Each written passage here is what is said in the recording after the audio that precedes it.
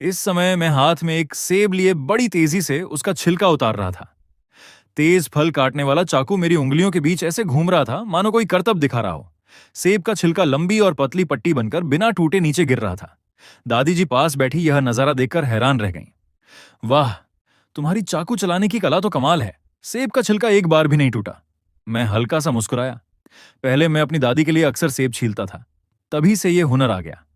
मैंने सेब को घुमाते हुए आगे कहा, मेरी दादी कहा करती थी कि अगर सेब का छिलका बिना टूटे उतर जाए तो बीमार इंसान जल्दी ठीक हो जाता है। दादी जी हंस पड़ी। तो क्या इसका मतलब है कि मेरी ये बूढ़ी हड्डियां भी जल्दी ठीक हो जाएंगी? मैंने तुरंत सिर उठाकर उनकी आंखों में देखा। बिल्कुल, आप इतनी अच्छी इंसान हैं, आप जरूर जल्दी स्वस्थ हो जाएंगी।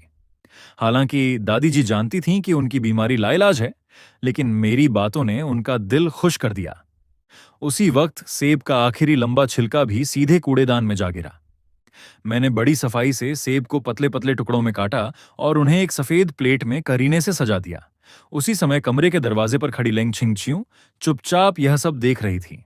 उसने धीरे से कहा, दादी मैं आपसे मिलने आई हूं। लेकिन जैसे ही दादी जी ने अपनी पोती को देखा, उनके चेहरे की मुस्कान गायब हो गई। अब आने की याद आई? ठंडी आवाज में उन्होंने सवाल दाग दिया। ज्याओगे ने आज तुम्हें फोन किया था, लेकिन तुमने उससे बात तक नहीं की। यह सुनकर लेंग छिंगच्यू वहीं जड़ हो गई। उसके चेहरे से साफ लग रहा था कि वह सोच रही है, इसने मुझे कब फोन किया? असल में मेरे पास तो उसका फोन नंबर तक नहीं था। लेकिन दादी जी यहीं नहीं रुकी। संदेश भेजा, उसका जवाब भी नहीं दिया। बेचारा तुमसे संपर्क नहीं कर पाया, इसलिए अकेला ही अस्पताल चला आया। अब लेंग छिंगच्यू पूरी तरह स्तब्ध थी। हमारी चैट तो अभी भी तुम मुझसे माफी मांगो वाली बात पर रुकी हुई थी। मैंने कोई नया संदेश भेजा ही नहीं था। फिर अचानक उसे सब समझ में आ गया। उसने हैरानी से मेरी ओर देखा। मैं उस समय बड़ी तल्लीनता से प्लेट में रखे सेब के टुकड़े सजा रहा था, लेकिन मेरे होंठों पर शरारती मुस्कान साफ दिखाई दे रही थी। ठीक उसी पल मैंने सिर उठाया, हमारी नजरें टकराईं, और फिर मैंने उसे देखकर जानबूझकर एक भौं उठा दी। बस उसी क्षण उसे समझ आ गया कि मैं दादी जी के सामने उसकी शिकायत लगाकर खुद मासूम बनने का नाटक कर रहा हूं। वह तुरंत आगे बढ़ी। दादी, मुझे तो कोई। लेकिन उसके बोलने से पहले ही मैंने बात काट दी। दादी कोई बात नहीं, छिंगच्यू काम में बहुत व्यस्त रहती है, उसने जानबूझकर ऐसा नहीं किया होगा। मेरी ये बात सुनकर दादी जी और भड़क गईं। उन्होंने अपनी पोती को घूरते हुए कहा, जरा जाओगे को देखो, कितना समझदार और ख्याल रखने वाला है। और तुम्हारे अंदर गर्लफ्रेंड जैसी जिम्मेदारी का नामो निशान तक नहीं है। बिना कुछ किए ही लेंग छिंगच्यू के सिर पर एक बड़ा इल्जाम आ गिरा। वह झुंझलाकर बोली, दादी मैंने सच में। दादी, पहले ये सेब चखिए, मीठा है या नहीं। मैंने फिर उसकी बात बीच में ही काट दी। मैंने टूथपिक से एक चमकता हुआ सेब का टुकड़ा उठाया और दादी जी के मुंह की तरफ बढ़ा दिया। दादी जी तुरंत मुस्कुरा उठी। उन्होंने एक कौर लिया और खुश होकर बोली, बहुत मीठा है। वहीं दूसरी ओर लेंग छिंगच्यू खुद को कमरे का बाहरी व्यक्ति महसूस कर रही थी। उसे अपनी सारी सफाई अंदर ही अंदर निगलनी पड़ रही थी। मैंने हल्के से उसकी ओर देखा। मेरी आंखों में खुली चुनौती और जीत की चमक थी। वह मन ही मन ठंडी हंसी हंसी, शायद सोच रही थी, वाह, इस आदमी की एक्टिंग तो सचमुच कमाल की है। कुछ देर बाद दादी जी सेब खाकर आराम से तकिए से टिक गईं। उन्होंने हमें देखा, जो पूरे समय चुपचाप खड़े थे। अचानक उनके मन में एक नया ख्याल आया। उन्होंने उत्साह से हमें बुलाया, ज्याओगे, छिंगच्यू, तुम दोनों इधर आओ। हम दोनों हैरान होकर बिस्तर के पास पहुंचे, लेकिन अगले ही पल जो हुआ उसने हम दोनों को चौंका दिया। दादी जी ने पहले लेंग छिंगच्यू का हाथ पकड़ लिया, फिर मेरा हाथ खींचकर उसके ऊपर रख दिया, और अगले ही पल उन्होंने हमारे दोनों हाथों को मजबूती से एक दूसरे के ऊपर दबाकर पकड़ लिया। उस पल मैं वहीं का वहीं जम गया, और लेंग छिंगच्यू भी हैरानी से सांस रोककर खड़ी रह गई। लेकिन दादी जी की आंखों में केवल स्नेह था। उनकी नरम और गर्म हथेलियां हमारे हाथों को मजबूती से पकड़े हुए थीं, जबकि मेरे दिमाग में सिर्फ एक ही विचार घूम रहा था, गया काम से, अब तो मेरा हाथ भी अपवित्र हो गया। उधर लेंग छिंगच्यू ने भी सिर झुका लिया। शायद यह उसकी जिंदगी का पहला मौका था जब उसने किसी लड़के का हाथ पकड़ा था। मेरी हथेली की गर्माहट और मजबूती उसे बेहद अजीब लग रही थी। वह अंदर ही अंदर असहज हो उठी। उसे समझ नहीं आ रहा था कि दादी को इसी समय ऐसा भावुक नाटक करने की क्या जरूरत थी, लेकिन हालात को देखते हुए वह चाहकर भी हाथ नहीं छोड़ा सकती थी। कुछ देर बाद दादी जी ने भौहें चढ़ाईं। तुम दोनों लकड़ी के खंभों की तरह चुप क्यों खड़े हो? उनकी आवाज सुनते ही हम दोनों जैसे नींद से जागे। मैं तुरंत सिर हिलाकर बोला, जी, जी दादी। लेंग छिंगचिू ने भी जल्दबाजी में हामी भर दी। तब जाकर दादी जी संतुष्ट हुईं और आखिरकार हमारे हाथ छोड़ दिए। बहुत देर हो गई है, अब तुम दोनों घर जाकर आराम करो। ये कहकर दादी जी ने जम्हाई ली और सीधे आदेश सुना दिया। मेरे लिए तो यह मानो माफी का फरमान था। मैंने जल्दी से विदा ली और फौरन अपना हाथ जेब में घुसा लिया।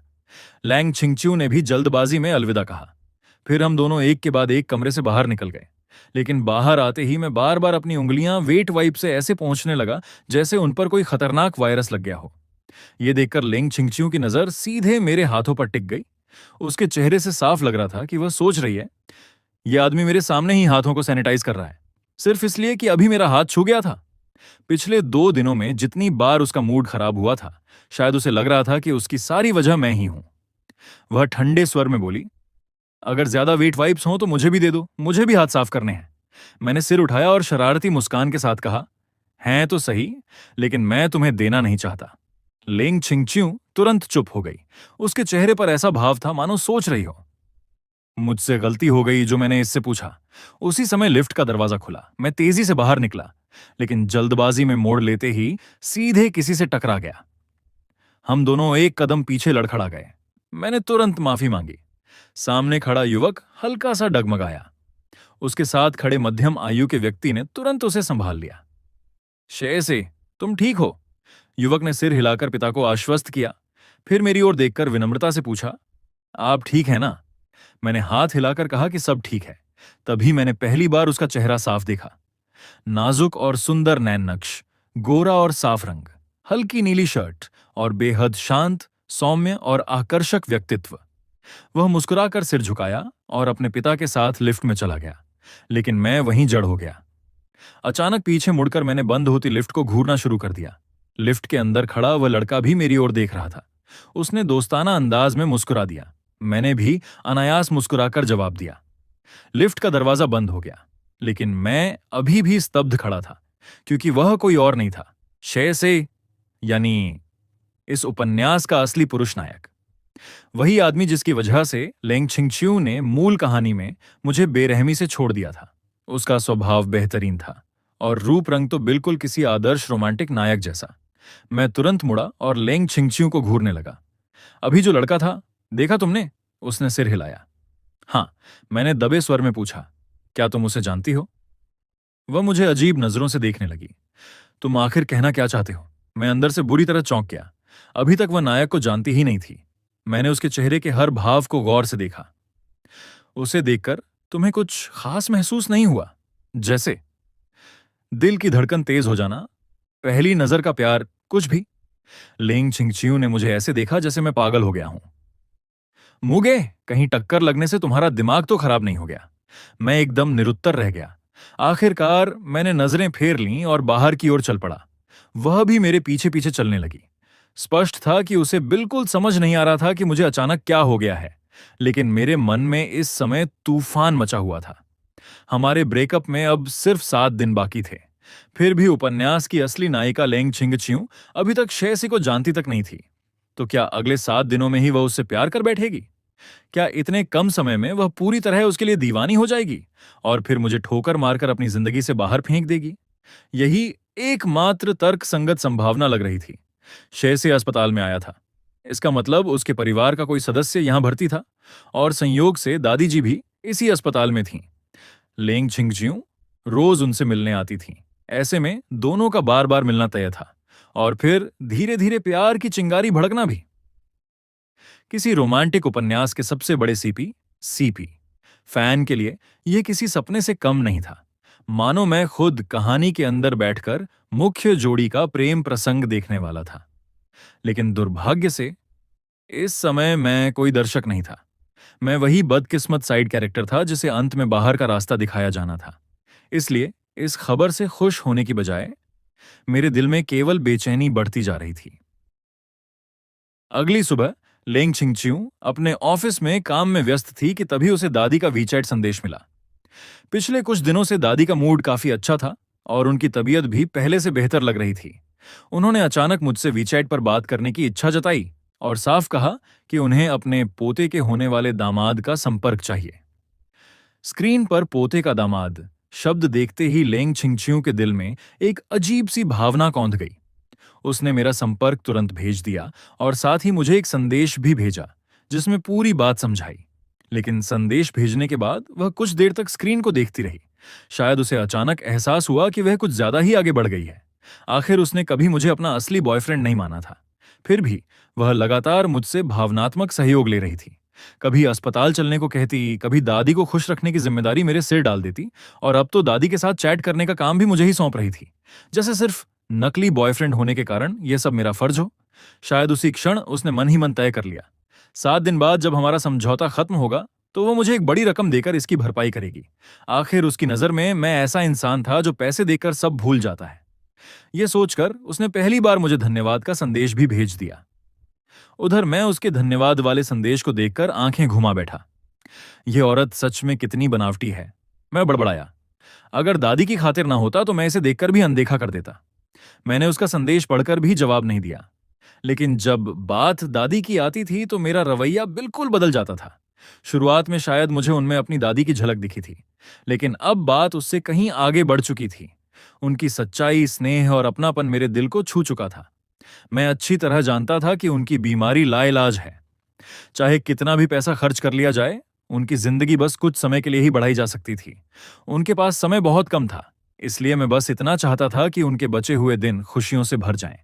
तभी अचानक एक नया फ्रेंड रिक्वेस्ट नोटिफिकेशन आया। मैंने प्रोफाइल खोली। तस्वीर में दादी ट्रैकिंग जैकेट पहने किसी पर्यटन स्थल पर मुस्कुरा रही थीं। उनकी मुस्कान देखकर ही मन खुश हो गया। मैंने तुरंत रिक्वेस्ट स्वीकार कर ली। कुछ ही सेकंड बाद उनका संदेश आया, जाओगे, दादी तुम्हें याद कर रही हैं। ये पढ़ते ही मेरा दिल पिघल गया। मैंने तुरंत जवाब दिया, ऑफिस के बाद सीधे अस्पताल आऊंगा। लेकिन दादी वहीं नहीं रुकी। उन्होंने शिकायत शुरू कर दी कि रोज रोज घर से आने वाला दलिया खाकर उनका मन भर गया है। अब उन्हें कुछ स्वादिष्ट खाने का मन कर रहा है। मैं उन्हें समझाने ही वाला था कि तभी उनका अगला संदेश आया, छिंगचियों की किस्मत बहुत अच्छी है कि उसे तुम्हारे जैसा लड़का मिला। ये पढ़कर मेरा मन अचानक भारी हो गया। कुछ ही दिनों बाद मैं और लेंग छिंगचियों अलग होने वाले थे। जब यह सच दादी को पता चलेगा तब उन्हें कितना दुख होगा, यह सोचकर मेरा दिल कसक उठा। लेकिन अभी मैं केवल अभिनय जारी रख सकता था। यहां तक कि मैंने उल्टा छिंगचियों की तारीफ करते हुए लिख दिया कि वह मेरा बहुत ख्याल रखती है। चैट खत्म होते ही मैंने तुरंत लेंग छिंगचियों को संदेश भेजा। मैंने दादी की खाने पीने की सारी पाबंदियों की सूची मांगी। हालांकि उसे समझ नहीं आया कि मैं अचानक ये सब क्यों पूछ रहा हूं, फिर भी उसने विस्तार से पूरी सूची भेज दी। मैंने उसे ध्यान से पढ़ा और मन ही मन एक योजना बना ली। दोपहर बीत गई। ऑफिस खत्म होने में अभी 1 घंटा बाकी था। मैंने फटाफट अपना काम निपटाया और समय से पहले घर पहुंच गया। दरवाजे के अंदर घुसते ही मैंने ताजा सब्जियां और सामान उठाया और सीधे रसोई में जा घुसा। मुझे देखकर बूढ़े बटलर और आंटी दोनों की आंखें फटी रह गईं। छोटे मालिक, आप क्या कर रहे हैं? मैंने बिना सिर उठाए जवाब दिया, दलिया बना रहा हूं। दोनों और भी हैरान हो गए। आखिर यह पहली बार था जब मैं खुद रसोई में उतरा था। मैंने सामान्य स्वर में कहा, आज घर पर नहीं खाऊंगा, अस्पताल जाकर दादी के साथ दलिया खाऊंगा। यह सुनकर दोनों बुजुर्गों की आंखों में संतोष झलक उठा। शायद उन्हें लगा कि उनका मालिक वास्तव में बहुत दयालु इंसान है। बटलर ने प्यार से कहा, छोटे मालिक, संभल कर, कहीं हाथ न जल जाए। लेकिन मेरे हाथ इतने अभ्यास से चल रहे थे कि मानो बरसों से यही काम कर रहा हूं। मैंने सिर्फ मुस्कुराकर कहा, चिंता मत कीजिए। शाम 5:30 बजे मैं थर्मस लेकर समय पर अस्पताल पहुंच गया। जैसे ही मैंने कमरे का दरवाजा खोला, दादी टीवी देख रही थीं। मुझे देखते ही उनका चेहरा खिल उठा। जाओगे, आज इतनी जल्दी? मैं मुस्कुराते हुए उनके पास गया और थर्मस मेज पर रख दिया। आपके लिए कुछ स्वादिष्ट लेकर आया हूं। जैसे ही ढक्कन खुला, कमरे में गाढ़ी मांस की खुशबू फैल गई। दादी ने गहरी सांस ली। उनकी आंखें चमक उठीं। वाह, ये क्या है? मैंने कटोरे में गर्मा गर्म शकरकंद और दुबले मांस वाला दलिया निकाला। फिर उनके सामने छोटी मेज लगाकर कटोरा रख दिया। धीरे धीरे खाइए, अभी गर्म है। दलिया इतना मुलायम था कि चम्मच भरते ही पिघल जाता। उसमें चमकते शकरकंद के टुकड़े, बारीक कटा मांस और हरे प्याज की खुशबू थी। दादी ने उत्सुकता से एक चम्मच लिया, फूंक मारकर उसे ठंडा किया और मुंह में डाल लिया। अगले ही पल उनकी आंखें चमक उठीं। फिर तो वे एक के बाद एक चम्मच खाती चली गईं, रुकने का नाम ही नहीं ले रही थीं। आधा कटोरा खत्म होने के बाद उन्होंने सिर उठाया। उनकी आंखें हल्की सी नम हो चुकी थीं। ज़ियाओगे, ये दलिया बहुत स्वादिष्ट है, तुमने सच में दिल लगा दिया। शायद उन्हें समझ आ गया था कि दिन में की गई उनकी छोटी सी शिकायत सुनकर ही मैंने खास तौर पर यह दलिया बनाया है। उन्हें इतनी खुशी से खाते देखकर मेरे चेहरे पर भी कोमल मुस्कान आ गई। लेकिन कोई नहीं जानता था कि इस स्वाद के पीछे कितनी कड़वी यादें छिपी थीं। जब मेरी अपनी दादी बीमार थीं और कुछ खा नहीं पाती थीं, तब मैं दिन रात तरह तरह की रेसिपी आजमाया करता था। उसी दौरान मैंने यह खास दलिया बनाना सीखा था, हल्का, पौष्टिक और बेहद स्वादिष्ट। आज जब सुना कि दादी की भूख कम हो गई है, तो वही पुरानी यादें फिर से ताजा हो गईं। उसी समय अचानक वार्ड का दरवाजा जोर से खुला। ठीक उसी समय अगले दिन शाम को लेंग छिंगच्यू हमेशा की तरह अस्पताल के कमरे में दाखिल हुई। जैसे ही उसने अंदर कदम रखा, वह अचानक ठिठक गई। कमरे में फैली हुई खुशबू ऐसी थी जैसे उसके घर के किसी भी शेफ ने कभी नहीं बनाई थी। उसने नजर उठाकर देखा। जो दादी रोज खाने में नखरे करती थीं, वे आज कटोरा हाथ में लिए बड़े मजे से खा रही थीं, और मैं, जो इस समय घर पर होना चाहिए था, चुपचाप बिस्तर के पास बैठा सेब छील रहा था। यह देखकर उसके दिल में हलचल सी हुई। आज उसने मुझे बुलाया भी नहीं था, फिर भी मैं खुद अपनी मर्जी से दादी से मिलने चला आया था। वह दादी की ओर मुड़ी। दादी, आज की खिचड़ी की खुशबू तो रोज से कहीं ज्यादा अच्छी लग रही है। दादी ने बिना सिर उठाए गर्व से कहा, क्योंकि ये घर की नहीं है, इसे तो हमारे श्याओगे ने अपने हाथों से बनाया है। ये सुनते ही लेंग छिंगच्यू स्तब्ध रह गई। उसे यकीन ही नहीं हुआ कि इतनी शानदार रसोई कला मेरे हाथों की हो सकती है। उसने अनायास मेरी तरफ देखा। उसी समय मेरी भी नजर उससे मिली, लेकिन मैंने बिना कोई प्रतिक्रिया दिए शांत भाव से नजर फेर ली और फिर से सेब छीलने लगा। सेब का छिलका अब भी लगातार निकल रहा था, एक बार भी टूटा नहीं। लैंग छिंगच्यू के चेहरे पर जटिल भाव उभर आए। तभी उसे एहसास हुआ कि दिन में मैंने दादी की खाने पीने की सारी पसंद नापसंद क्यों पूछी थी। असल में मैं उसी समय इस खिचड़ी की तैयारी कर रहा था। दादी ने 2 पूरे कटोरे खत्म कर दिए, फिर संतुष्टि से कटोरा नीचे रखा और पेट भरने की एक लंबी सांस ली। बस, अब और नहीं खा सकती। ये खिचड़ी तो कमाल की है, मैं मुस्कुराया। दादी को पसंद आई, बस यही काफी है। मैं खुद भी भूखा ही आया था, इसलिए थोड़ी सी खिचड़ी मैंने भी खाई थी। फिर भी थर्मस में थोड़ा हिस्सा बच गया था। मैं उसे बंद करने ही वाला था कि दादी अचानक बोली, इतनी स्वादिष्ट चीज फेंकना पाप है, बाकी छिंगच्यू खा ले। कमरे का माहौल एक पल को अजीब हो गया। मैंने तुरंत लेंग छिंगच्यू की तरफ देखा। सच कहूं तो मेरा बिल्कुल मन नहीं था कि यह खिचड़ी उसे दूं। इतनी तीखी जुबान वाली लड़की मेरे हाथ की मेहनत खाने की हकदार नहीं थी। लेकिन लेंग छिंगच्यू बेहद तेज थी। उसने एक नजर में मेरी आंखों का तिरस्कार पढ़ लिया। शायद पहले उसका खाने का कोई इरादा नहीं था, लेकिन मेरा यह भाव देखकर उसके अंदर भी जिद जाग गई। मानो सोच रही हो, इतना नहीं देना चाहते तो आज मैं पूरा खत्म करके ही रहूंगी। वह आगे बढ़ी और बोली, ठीक है, मैं खा लेती हूं। मैं हैरान रह गया। इस औरत की बेशर्मी की भी कोई हद है। मैं कुछ कहता, उससे पहले ही दादी ने फैसला सुना दिया। एक बूंद भी बर्बाद नहीं होनी चाहिए। दादी की खातिर मैं चुप रहा और थर्मस उसकी ओर बढ़ा दिया। खुद ही खत्म करना। लेंग छिंगच्यू ने बिना झिझक कटोरा भरा, लेकिन जैसे ही उसने पहला चम्मच छका, उसका हाथ रुक गया। उसे भी महसूस हो गया था। याम की नरमी, मांस की खुशबू और बिल्कुल सही पकाव। स्वाद सचमुच कमाल का था। कुछ ही मिनटों में उसने पूरा थर्मस खाली कर दिया। फिर वह खाली डिब्बा लेकर बगल के वॉशरूम में चली गई। मैंने आधे खुले दरवाजे से देखा, वह उस थर्मस को अंदर बाहर पूरी तरह धो रही थी। इतना ही नहीं, उसने उसे टिश्यू से पोंछकर सुखाया भी। मैं मन ही मन बोला, चलो, कम से कम समझदार तो निकली, वरना मुफ्त में खाकर चली जाती तो यह हिसाब मैं जरूर याद रखता। धीरे धीरे रात गहरा गई। हम दोनों ने दादी के साथ थोड़ी देर बातें की और फिर विदा लेने लगे। कमरे से बाहर निकलते ही अस्पताल का गलियारा शांत था। मैं आगे आगे चल रहा था। मेरा बिल्कुल मन नहीं था कि पीछे चल रही उस औरत से कोई बात करूं, लेकिन जैसे ही मैं लिफ्ट के पास पहुंचा, पीछे से एक शांत आवाज सुनाई दी, मुगे। मैं रुक गया और पीछे मुड़ा। लेंग छिंगच्यू कुछ कदम दूर खड़ी थी। उसकी गहरी आंखें सीधे मेरी तरफ देख रही थीं। फिर उसने 2 शब्द कहे, धन्यवाद। मैं सचमुच चौंक गया, लेकिन जल्दी ही संभल गया। मैंने सीधे उसकी आंखों में देखते हुए कहा, मुझे धन्यवाद देने की जरूरत नहीं है। मैं दादी के लिए जो कुछ कर रहा हूं, सिर्फ इसीलिए क्योंकि मैं उन्हें पसंद करता हूं। इसका तुमसे कोई संबंध नहीं है। लेकिन आश्चर्य की बात यह थी कि वह नाराज नहीं हुई। उसने गंभीरता से कहा, मुझे पता है, लेकिन मैं दादी के परिवार की सदस्य हूं, इसलिए यह धन्यवाद मुझे कहना ही था। गलियारे की रोशनी में पहली बार मैंने उस घमंडी लड़की को सिर झुकाते देखा। आखिरकार मैंने उसकी माफी और धन्यवाद स्वीकार कर लिया। फिर उसने धीरे से कहा, और उस दिन मैंने जो मजाक किया था वह नहीं करना चाहिए था। मुझे माफ कर दो। इस बार मैं सचमुच हैरान रह गया। मैं हंस पड़ा। वाह, बड़ी मेम साहब भी माफी मांगना जानती हैं। लेकिन चाहे मैं कितना भी ताना मारूं, उसने कुछ नहीं कहा। जब मैंने देखा कि उसने सच में अपना अहंकार छोड़ दिया है, तो मेरे दिल की आखिरी नाराजगी भी खत्म हो गई। मैंने हाथ हिलाया। ठीक है, बात खत्म। लेंग छिंगच्यू के होंठों पर हल्की मुस्कान उभरी। तो फिर धन्यवाद, मुंह बड़े साहब। आप वाकई बहुत उदार निकले। मैंने तुरंत हाथ हिलाकर कहा, समझ गया, बस अब रहने भी दो। ये सुनते ही हम दोनों अनायास मुस्कुरा पड़े। शायद पहली बार हमारे बीच का माहौल इतना सहज हुआ था। फिर हम एक के पीछे एक लिफ्ट में दाखिल हुए और पूरे रास्ते पार्किंग तक बिना कुछ बोले चलते रहे। आधे रास्ते पहुंचे ही थे कि अचानक लेंग छिंगच्यू ने मुझे फिर से आवाज दी, मुगे। मैं रुक गया और मुड़कर उसकी तरफ देखने लगा। उसने सीधे मुद्दे पर आते हुए कहा, तुम्हारे परिवार पर जिन परिवार का जो 5 करोड़ युआन का बकाया है, मैं उसकी मदद कर सकती हूं। मैंने तुरंत कदम रोक लिए, दोनों हाथ सीने पर बांधे और हल्की मुस्कान के साथ पूछा, और मैडम, उसे कैसे सुलझाने वाली हैं?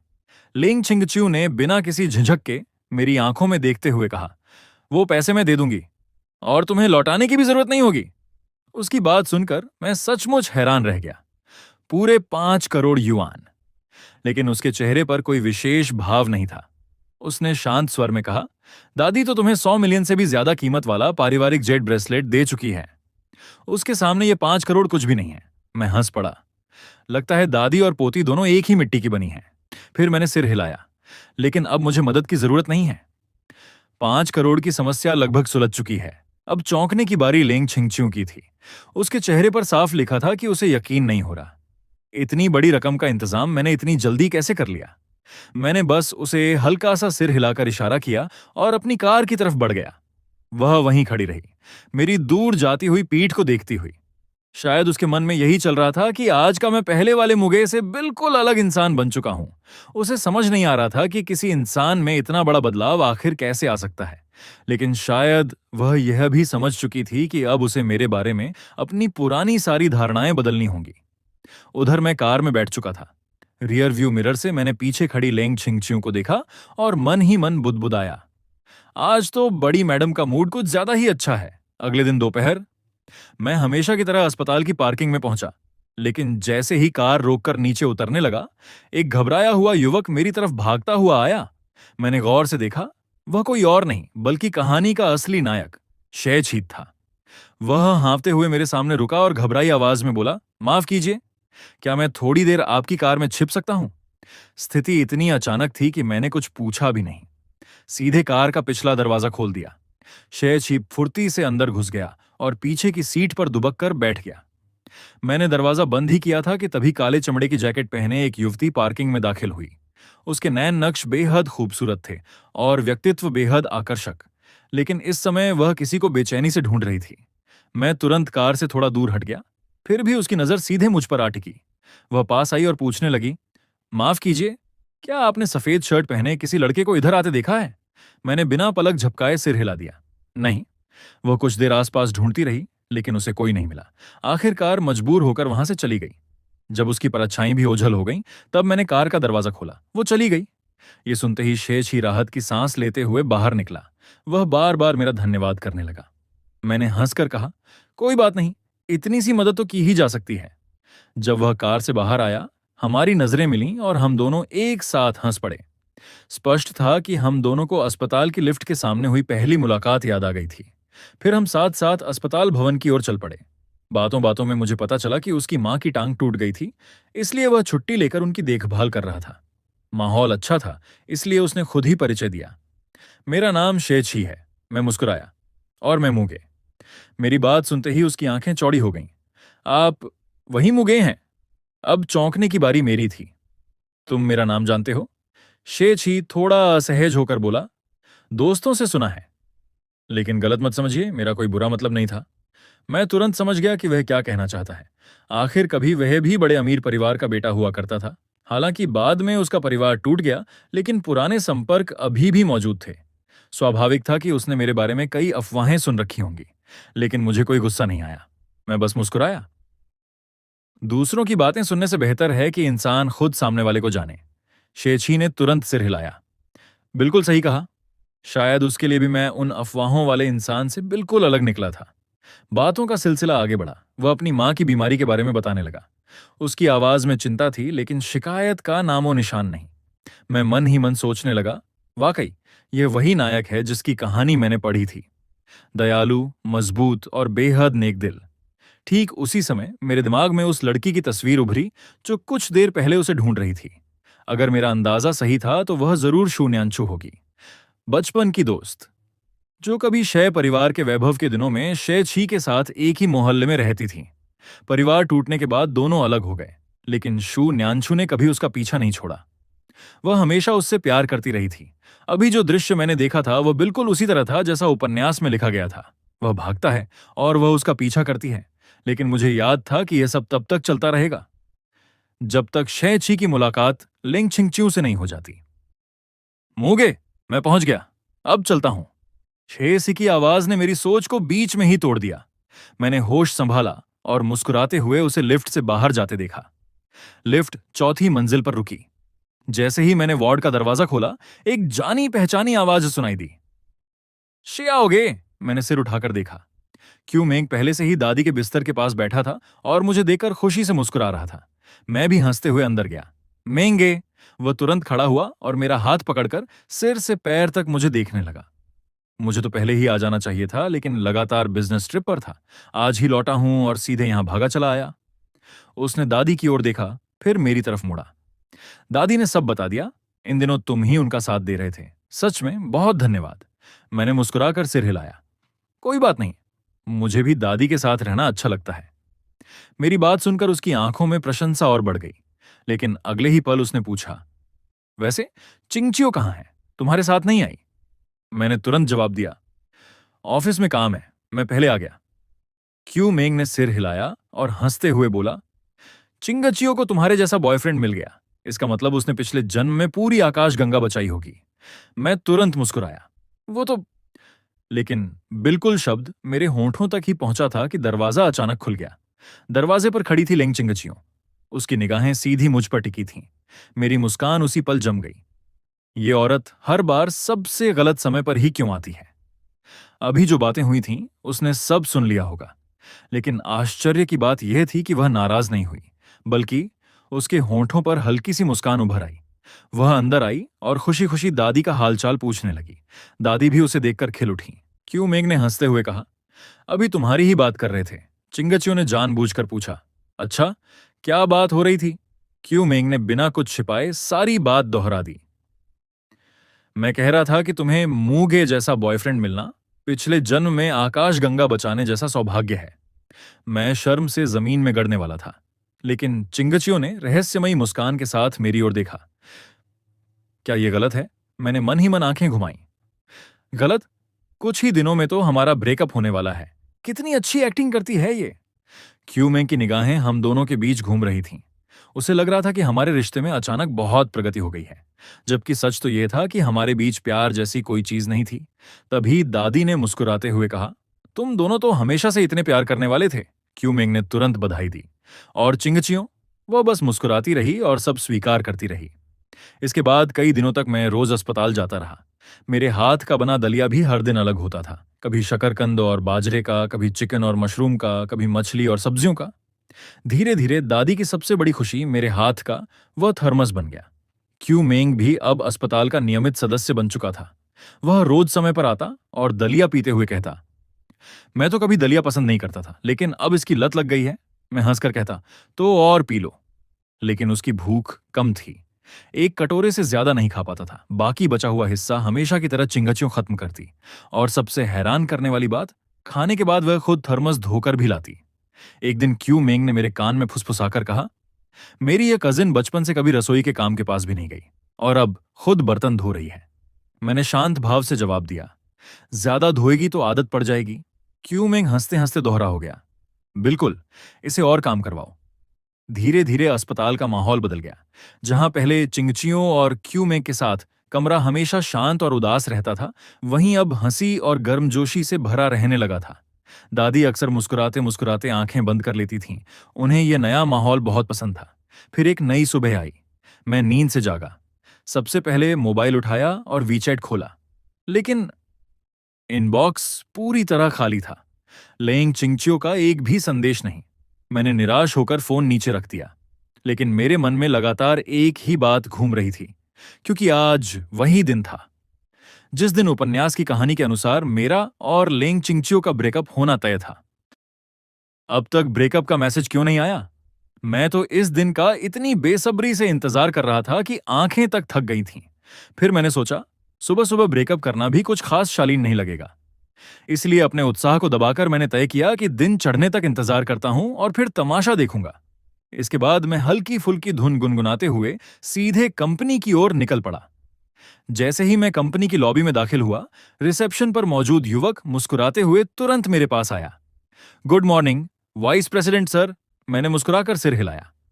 मुझे याद आया कि जब से मैंने इस उपाध्यक्ष के पद पर रहते हुए रोज ऑफिस आना शुरू किया था, पूरी कंपनी का माहौल ही बदल गया था।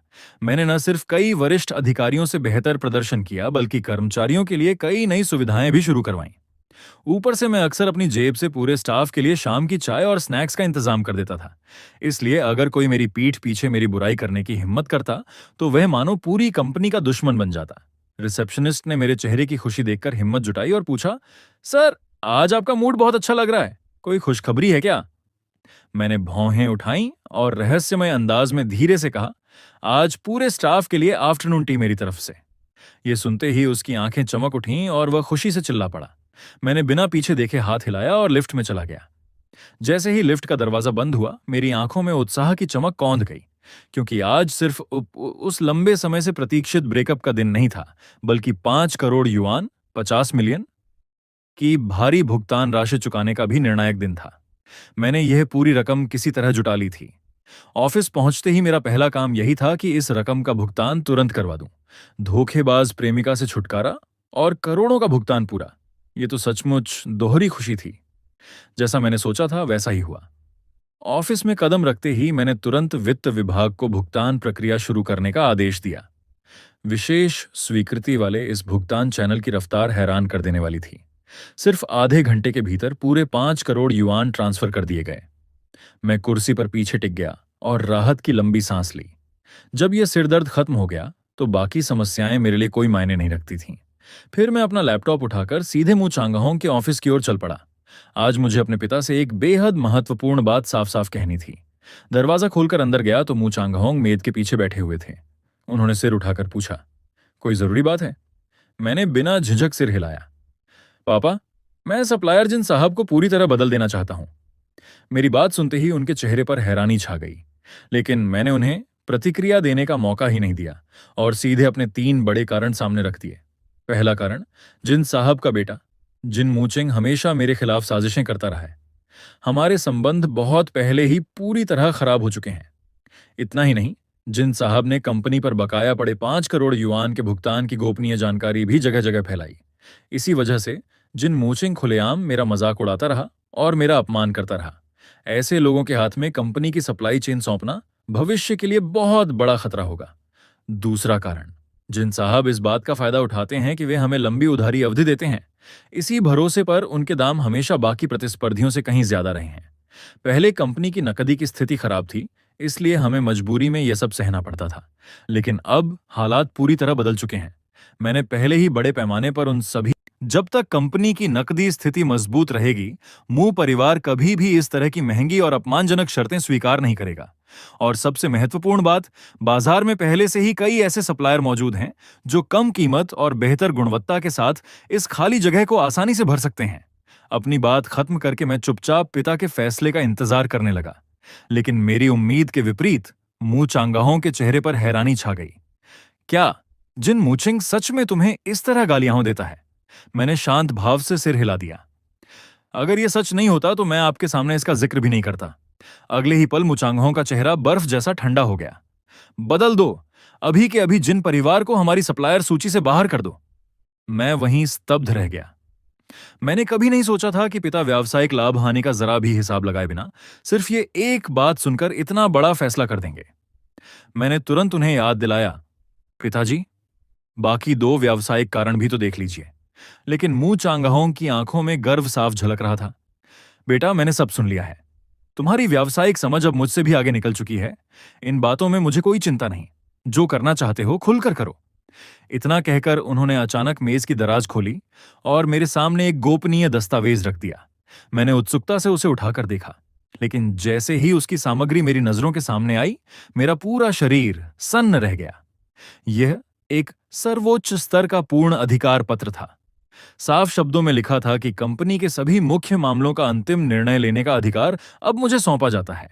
चाहे प्रोजेक्ट का फैसला हो या धन का आवंटन, सब कुछ मेरी अनुमति से होगा। सबसे चौंकाने वाली बात यह थी कि दस्तावेज के नीचे सभी शेयरधारकों के हस्ताक्षर और निजी मुहरें लगी हुई थीं। इसका मतलब था कि अब मेरे अधिकार लगभग अध्यक्ष मूचांगहोंग के बराबर हो चुके थे। मेरे हाथ अनायास कांपने लगे। तभी मूचांगहोंग ने गंभीर नजरों से मेरी ओर देखा। बेटा, इस दौरान तुम्हारी क्षमता और साहस मैंने अपनी आंखों से देखा है। खासकर 5 करोड़ युआन वाले मामले में जिस तरह तुमने निर्णायक ढंग से समस्या सुलझाई, उससे मुझे बेहद संतोष मिला। आज से मैं पूरी तरह तुम्हें अधिकार सौंपता हूं। जाओ और अपनी क्षमता के अनुसार कंपनी को नई ऊंचाइयों पर ले जाओ। उनकी ये दिल से निकली बातें सुनकर मेरे भीतर भावनाओं का सैलाब उमड़ पड़ा। भले ही यह इस शरीर के असली मालिक के पिता थे, लेकिन इस सस्ते में मिले पिता का मुझ पर अटूट विश्वास सचमुच मुझे छू गया। पहले मुझे हर काम उनके नाम का सहारा लेकर करना पड़ता था, लेकिन अब यह अधिकार पत्र मेरे हाथ में था। आखिरकार मैं खुद अपने हाथों से पूरी व्यवस्था बदल सकता था। मैंने पिता की आंखों में देखते हुए गंभीरता से कहा, मैं आपको कभी निराश नहीं करूंगा।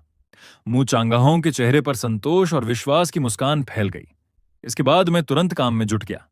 एक के बाद एक उच्च स्तरीय बैठकें बुलाई गईं। महत्वपूर्ण दस्तावेजों पर हस्ताक्षर किए गए। नए सप्लायरों से सीधे संपर्क स्थापित किया गया। मैंने कंपनी के हर प्रोजेक्ट और हर फाइल की बारीकी से जांच की, मानो पूरी व्यवस्था को जड़ से खंगाल रहा हूं। जब आखिरकार मैंने फाइलों के पहाड़ से सिर उठाया, तब तक बाहर गहरी रात छा चुकी थी। उसी समय मैंने यूं ही अपना फोन उठाकर देखा, लेकिन स्क्रीन पर अब भी कोई नई सूचना नहीं थी। लेंग छिंगचियों की ओर से एक भी संदेश नहीं आया था। मैं उस निस्तेज चैट बॉक्स को घूरता रहा। मेरी भौहें अनायास सिकुड़ने लगीं।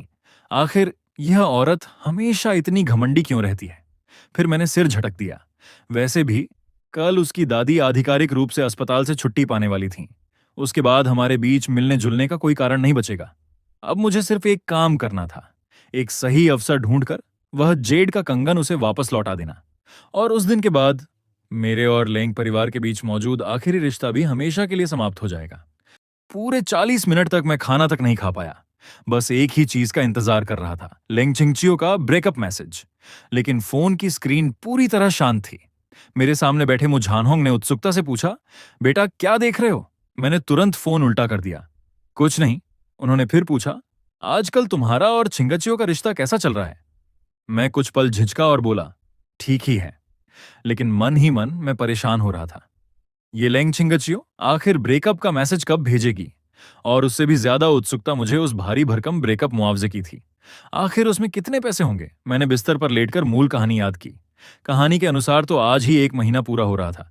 क्या कहीं मैंने तारीख गलत तो नहीं याद कर ली? क्या ब्रेकअप कल होना था? आखिर मैंने फोन एक तरफ फेंक दिया। छोड़ो, एक दिन और सही, पहले चैन से सो लेते हैं। उसी समय पीपी बार के एक आलीशान प्राइवेट रूम में रोशनी और संगीत का माहौल था।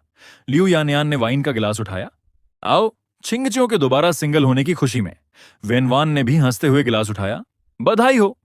दोनों ने जाम टकराए और फिर लेंग छिंगचियो की तरफ देखा, लेकिन वह सोफे पर चुपचाप बैठी थी।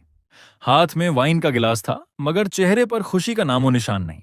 लियू यानयान ने पूछा, छिंगचियो, तुम्हें देखकर तो बिल्कुल नहीं लग रहा कि तुम खुश हो। लेंग छिंगचियो ने धीरे से सिर उठाया। असल में उसे लगा था कि जैसे ही यह दिन आएगा, वह पूरी तरह आजाद महसूस करेगी। लेकिन जब वह पल सामने आया तो उसे जरा भी खुशी नहीं हुई। कुछ देर चुप रहने के बाद उसने कहा, मेरा अभी तक ब्रेकअप नहीं हुआ है। दोनों सहेलियां चौंक गईं। तुम कह नहीं पा रही हो? छिंगचियो ने सिर हिलाया।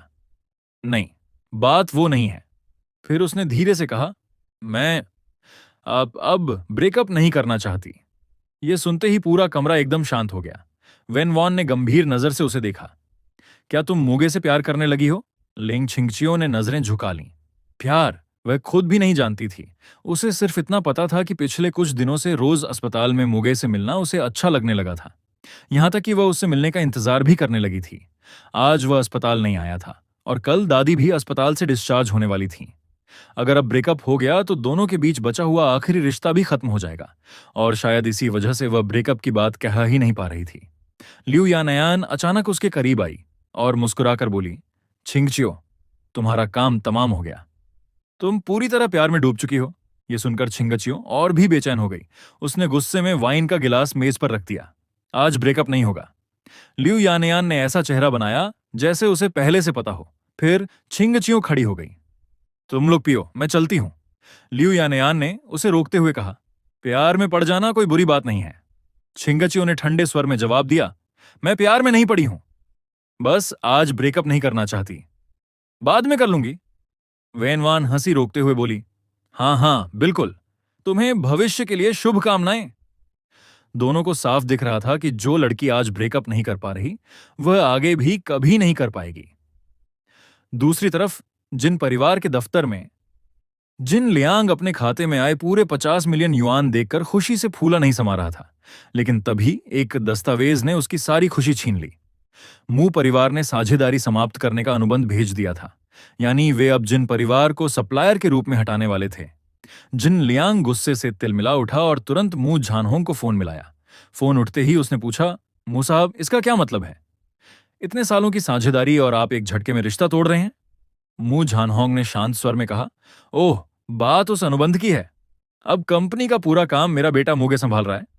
सप्लायर बदलने का फैसला उसी का है। जिन लियांग ठहाका मारकर हंस पड़ा, मूगे? वही निकम्मा लड़का? मू साहब, क्या आप मुझे बच्चा समझते हैं? लेकिन यह सुनते ही मू झानहोंग का स्वर बर्फ जैसा ठंडा हो गया। मेरे बेटे में क्या कमी है? वो 50 मिलियन युआन उसी ने खुद ट्रांसफर किए हैं, और साझेदारी खत्म करने का फैसला भी अंतिम है। जिन लियांग को तभी एहसास हुआ कि उसने ज्यादा बोल दिया है। वह तुरंत नरम पड़ा। मू साहब, कंपनी बेटे को सौंपना आपकी मर्जी है, लेकिन उसे मनमानी करने देना ठीक नहीं। आज के बाजार में मेरे जैसा लंबा क्रेडिट पीरियड कौन देगा? अगर आपकी नकदी व्यवस्था बिगड़ गई तो पूरा मू परिवार मुश्किल में पड़ जाएगा। मू जानहोंग हल्के से हंसे। क्रेडिट पीरियड लंबा जरूर था, लेकिन तुम्हारी कीमतें भी आसमान छू रही थीं। पिछले 2 सालों में मैंने तुम्हें कितना अतिरिक्त पैसा दिया है, यह तुम मुझसे बेहतर जानते हो। अब साझेदारी खत्म हो रही है, सब अपने अपने रास्ते। फोन कटने के बाद दूसरी तरफ सिर्फ बेरहम बीप बीप की आवाज रह गई। जिन लियांग का चेहरा बदरंग हो गया। उसे अब समझ आ चुका था कि मू परिवार का कॉन्ट्रैक्ट खोना कोई साधारण बात नहीं थी। पिछले कई सालों से उनकी कंपनी मू परिवार से खूब पैसा कमा रही थी। वह किसी भी कीमत पर इस सोने की खान को खोना नहीं चाहता था। इसलिए उसने शर्म निगलकर दोबारा मू झानहोंग को फोन लगाया। इस बार उसका रवैया पूरी तरह बदल चुका था। मू साहब, अगर कीमत ज्यादा है तो मैं अभी कम कर देता हूं, हम बैठकर बात कर सकते हैं। कुछ सेकंड की चुप्पी के बाद मू झानहोंग की आवाज आई, जिन साहब, मैंने आपसे झूठ नहीं कहा। मेरे बेटे मूगे ने कंपनी संभालने के बाद सबसे पहला फैसला आपकी कंपनी के साथ साझेदारी खत्म करने का लिया है। क्यों? क्योंकि आपके बेटे जिन मुचेन ने हर जगह यह बात फैलाई कि हमारा मू परिवार 50 मिलियन युआन का कर्ज नहीं चुका सकता। उसने मेरे बेटे को भविष्य का डिफॉल्टर का बेटा तक कहा। यह सुनकर जिन लियांग के पैरों तले जमीन खिसक गई। उसे याद आया कि उसने कभी गुस्से में अपने बेटे से मू परिवार की बकाया रकम की बात कही थी, लेकिन उसने सपने में भी नहीं सोचा था कि वह मूर्ख लड़का जाकर सामने वाले को ही अपमानित कर देगा। आखिर मू परिवार कोई मामूली ग्राहक नहीं था। वे चाहे कुछ समय के लिए नकदी संकट में रहे हों, लेकिन फिर भी एक झटके में 50 मिलियन युआन चुका सकते थे। अब उसे पूरी तरह समझ आ गया कि यह साझेदारी क्यों टूटी। अगर सिर्फ कीमत का मामला होता तो बातचीत की जा सकती थी, लेकिन मू परिवार ने बिना किसी चेतावनी के सीधा रिश्ता खत्म कर दिया था। इसका मतलब था कि वे सचमुच नाराज हो चुके थे, और मू झानहोंग तो अपने बेटे के मामले में बेहद संवेदनशील था। वह यह अपमान कभी बर्दाश्त नहीं करता। दृश्य बदलता है। मैंने आखिरकार बड़ी रकम खर्च करके नीले सफेद डिजाइन वाला एक बेहद कीमती चीनी मिट्टी का उपहार खरीद लिया। उपहार खरीदने के बाद मैं चौथी मंजिल पर नए कपड़े लेने जा रहा था। मेरे दोस्त नान लिचुआन का उत्साह देखते ही बनता था। हाल के दिनों में मेरी फैशन सेंस काफी सुधर गई थी, और वह किसी भी हालत में मुझे फिर पुराने देहाती कपड़ों में नहीं देखना चाहता था। लेकिन जैसे ही हम एक हाई एंड पुरुष परिधान स्टोर में दाखिल हुए, बाहर से 3 लोग अकड़ते हुए अंदर आ गए। उनका नेता कोई और नहीं बल्कि जिन मुचेन था। उसने दुकान में लगे नए कपड़ों पर नजर तक नहीं डाली और सीधे सेल्स स्टाफ से कहा, दुकान खाली करवाओ। सेल्स गर्ल घबरा गई। सर, अंदर एक महत्वपूर्ण ग्राहक कपड़े ट्राई कर रहे हैं। जिन मुच्छेन हंस पड़ा। तुम जानती भी हो कि मैं हर साल यहाँ कितना पैसा खर्च करता हूँ। बेचारी कर्मचारी दोनों तरफ फंस गई थी। एक तरफ जिन मुच्छेन जैसा बड़ा ग्राहक था, दूसरी तरफ मैं था जो इस दुकान का वीआईपी ग्राहक माना जाता था। उसकी परेशानी देखकर जिन मुच्छेन समझ गया कि अंदर कोई बड़ा आदमी है। वह ठंडी हंसी हंसते हुए ट्रायल रूम की तरफ बढ़ा। चलो देखते हैं कौन है। उसी समय ट्रायल रूम का दरवाजा खुला। मैं क्रीम रंग के फिटेड सूट में बाहर निकला। जिन मुच्छेन की नजर मुझ पर पड़ी और उसके चेहरे पर व्यंग्य फैल गया। अरे, मैं सोच रहा था कौन होगा, निकला तो कर्जदार का बेटा। उसकी बात सुनते ही मेरा मूड खराब हो गया। सोफे पर बैठा नान लिचुआन तुरंत खड़ा हो गया, लेकिन मैंने उसका हाथ पकड़कर रोक लिया। मैं नहीं चाहता था कि मेरे कारण नान परिवार और जिन परिवार में दुश्मनी हो, लेकिन इसका मतलब यह नहीं था कि मैं चुप रहूंगा। मैंने उसकी तरफ देखते हुए कहा, हर रोज मुंह से इतनी बदबू निकलती है, कभी अस्पताल जाकर इलाज भी करा लिया करो। जिन मुच्छेन का चेहरा तुरंत काला पड़ गया। वह दांत पीसते हुए बोला, हमारे 50 मिलियन युआन लौटा दिए क्या? घर तो तुम्हारा बर्बाद होने वाला है, फिर भी यहां सूट पहनकर घूम रहे हो। मैंने तिरस्कार भरी हंसी छोड़ी। पैसे लौटे या नहीं, जाकर अपने बाप से पूछ लेना। हो सकता है जल्द ही दिवालिया तुम्हारा परिवार हो। उसी समय उसका फोन बज उठा। स्क्रीन पर उसके पिता जिन लियांग का नाम चमक रहा था। जिन मुच्छेन ने जानबूझकर फोन मेरी तरफ दिखाया और घमंड से कॉल उठा ली। हाँ पापा। लेकिन अगले ही पल उसका चेहरा बदल गया। फोन के दूसरी तरफ जिन लियांग की आवाज बर्फ जैसी ठंडी थी। अभी के अभी घर वापस आओ। जिन मुच्छेन ने बहाना बनाने की कोशिश की, मैं दोस्तों के साथ बाहर हूं। लेकिन जिन लियांग गरज उठा, अगर तुरंत वापस नहीं आए तो मैं तुम्हारे सारे बैंक कार्ड बंद कर दूंगा। यह सुनते ही जिन मुच्छेन का रंग उड़ गया। वह जल्दी से फोन काटकर अपने दोस्तों को लेकर बाहर जाने लगा। लेकिन मेरे पास से गुजरते समय वह अचानक रुका, मुड़ा और मुझे घूरते हुए बोला। मैंने उसकी ओर शांत नजरों से देखा और होठों पर तिरस्कार भरी मुस्कान उभर आई। बेवकूफ! जिन मुच्छेन की आंखें तुरंत फैल गईं। वह गुस्से से फट पड़ने ही वाला था कि उसके साथ आए दोस्तों ने उसे कसकर पकड़ लिया और व्यंग्य से बोले, छोड़ यार, इसके साथ बहस करके अपना स्तर मत गिरा। यह सुनकर मैं हंस पड़ा। अच्छा, तुम लोग कौन से राजघराने से हो? जरा जोर से बताओ, शायद मैं डर जाऊं। दोनों दोस्तों को लगा जैसे मैं पूरी तरह बदल चुका हूं। पहले वही मुगे था जो बार में मिलने पर दब्बू बन जाता था, सबका बिल भर देता था और कभी पलटकर जवाब नहीं देता था। लेकिन आज आज मैं उनके सिर पर चढ़कर उन्हें सुना रहा था। आखिर वे लोग और झगड़ा करने की हिम्मत नहीं जुटा पाए। उन्होंने जिन मुच्छेन को खींचा और जल्दी से दुकान छोड़कर निकल गए। जाते जाते उनकी आंखों में साफ दिखाई दे रहा था कि वे भविष्य में बदला लेने का मौका जरूर तलाशेंगे। मैंने उनकी पीठ को देखा और होठों पर हल्की मुस्कान तैर गई। उसी समय नान लिचुआन उत्साह से मेरे पास आ गया। भाई, आज तो तूने मुझे सच में हैरान कर दिया। पहले जब भी जिन मुच्छेन सामने आता मैं हमेशा दब जाता था। कई बार तो नान लिचुआन को मेरे लिए आगे आना पड़ता था, लेकिन आज हालात उलट चुके थे। मैंने उसे अपने पीछे सुरक्षित खड़ा रखा था, मगर उसकी खुशी ज्यादा देर नहीं टिक सकी। अचानक उसके चेहरे पर चिंता उभर आई। उसे डर था कि हमारी यह लड़ाई कहीं दोनों परिवारों के व्यापारिक रिश्तों को नुकसान न पहुंचा दे। आखिर सब जानते थे कि मुंह परिवार काफी हद तक जिन परिवार पर निर्भर था, क्योंकि वही सबसे लंबी उधारी अवधि देने वाला मुख्य सप्लायर था। लेकिन मैं जरा भी नहीं घबराया। मैंने शांत स्वर में कहा, कोई बात नहीं, मैंने पहले ही मुंह परिवार और जिन परिवार के बीच की साझेदारी खत्म कर दी है। नान लिचुआन का मुंह खुला का खुला रह गया। क्या अंकल ने मान लिया? मैं आराम से सोफे पर बैठ गया और एक और बड़ा रहस्य खोल दिया। अब पूरी कंपनी मेरे नियंत्रण में है। मेरे पिताजी सारे फैसले मुझ पर छोड़ चुके हैं। नकदी की समस्या भी मैंने हल कर दी है। जरूरत पड़ी तो जिन परिवार से 10,000 गुना बेहतर सप्लायर ढूंढ लूंगा। यह सुनते ही नान लिचुआन की आंखें चमक उठीं। वह खुशी से मेरा सिर रगड़ते हुए बोला, वाह भाई, आखिरकार तेरे दिमाग ने काम करना शुरू कर दिया। मैं हंसी रोकते रोकते रह गया। असलियत यह नहीं थी कि मेरा दिमाग खुल गया था। असलियत यह थी कि इस शरीर के भीतर अब एक बिल्कुल अलग आत्मा थी। अचानक मेरा मन भारी हो गया। अगर नान लिचुआन को सच्चाई पता चल जाए तो शायद वह किसी तांत्रिक को बुलाकर मुझे इस शरीर से निकलवाने की कोशिश करे, क्योंकि वह जिस दोस्त से प्यार करता था वह असली मुगे था, ये नया मैं नहीं। ये सोचकर मेरे भीतर अपराध बोध की लहर दौड़ गई। मैंने गंभीर स्वर में पुकारा, नान लिचुआन। वह चौंक गया। क्या हुआ? मैंने उसकी आंखों में देखते हुए पूछा। तुम्हें अभी वाला मैं पसंद हूं?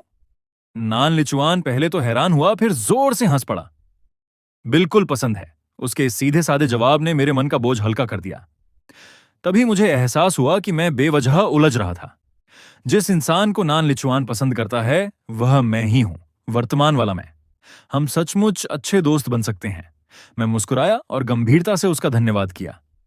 नान लिचुआन ने मेरे कंधे पर मुक्का मारा। आज तू कुछ ज्यादा ही अजीब बातें कर रहा है। मैं हंसते हुए खड़ा हो गया। इन सारे कपड़ों को पैक कर दो और मेरे घर भेज देना। इसके बाद मैं और नान लिचुआन दुकान से बाहर निकल गए। उधर दूसरी तरफ जिन मुच्छेन गुस्से से भरा हुआ, जिन परिवार की हवेली में घुसा। रास्ते भर वह सोच रहा था कि आज मूगे ने सबके सामने उसकी बेइज्जती कैसे कर दी। उसने मन ही मन कसम खाई कि कल अपने पिता से कहकर मुंह परिवार को सबक सिखाएगा। लेकिन जैसे ही वह ड्राइंग रूम में दाखिल हुआ, उसके पिता जिन लियांग की बर्फ जैसी ठंडी आवाज गूंज उठी। जिन मुचेन। मुचेन को खतरे का अंदाजा नहीं हुआ। वह मुस्कुराते हुए आगे बढ़ा। पापा, मैं अभी दोस्तों के साथ। चुप! जिन लियांग ने उसे बीच में ही रोक दिया। फिर तीखी नजरों से घूरते हुए पूछा, क्या तुमने मुगे के सामने उसे कर्जदार का बेटा कहा था? जिन मुच्छेन का चेहरा एकदम जम गया। उसे समझ नहीं आया कि यह बात उसके पिता तक पहुंची कैसे। ना, नहीं। उसने झूठ बोलने की कोशिश की, लेकिन उसकी आंखों की घबराहट सब कुछ बता रही थी। जिन लियांग तुरंत समझ गया। उसका गुस्सा फूट पड़ा। जिन मुछेन, क्या तुम पूरी तरह मूर्ख हो चुके हो? मुछेन डर से कांप उठा, लेकिन असली झटका अभी बाकी था। जिन लियांग दहाड़ा, मुंह परिवार हमारा सबसे बड़ा ग्राहक है, तुमने मुगे को क्यों नाराज किया? जिन मुछेन भी भड़क गया। क्या मैंने गलत कहा?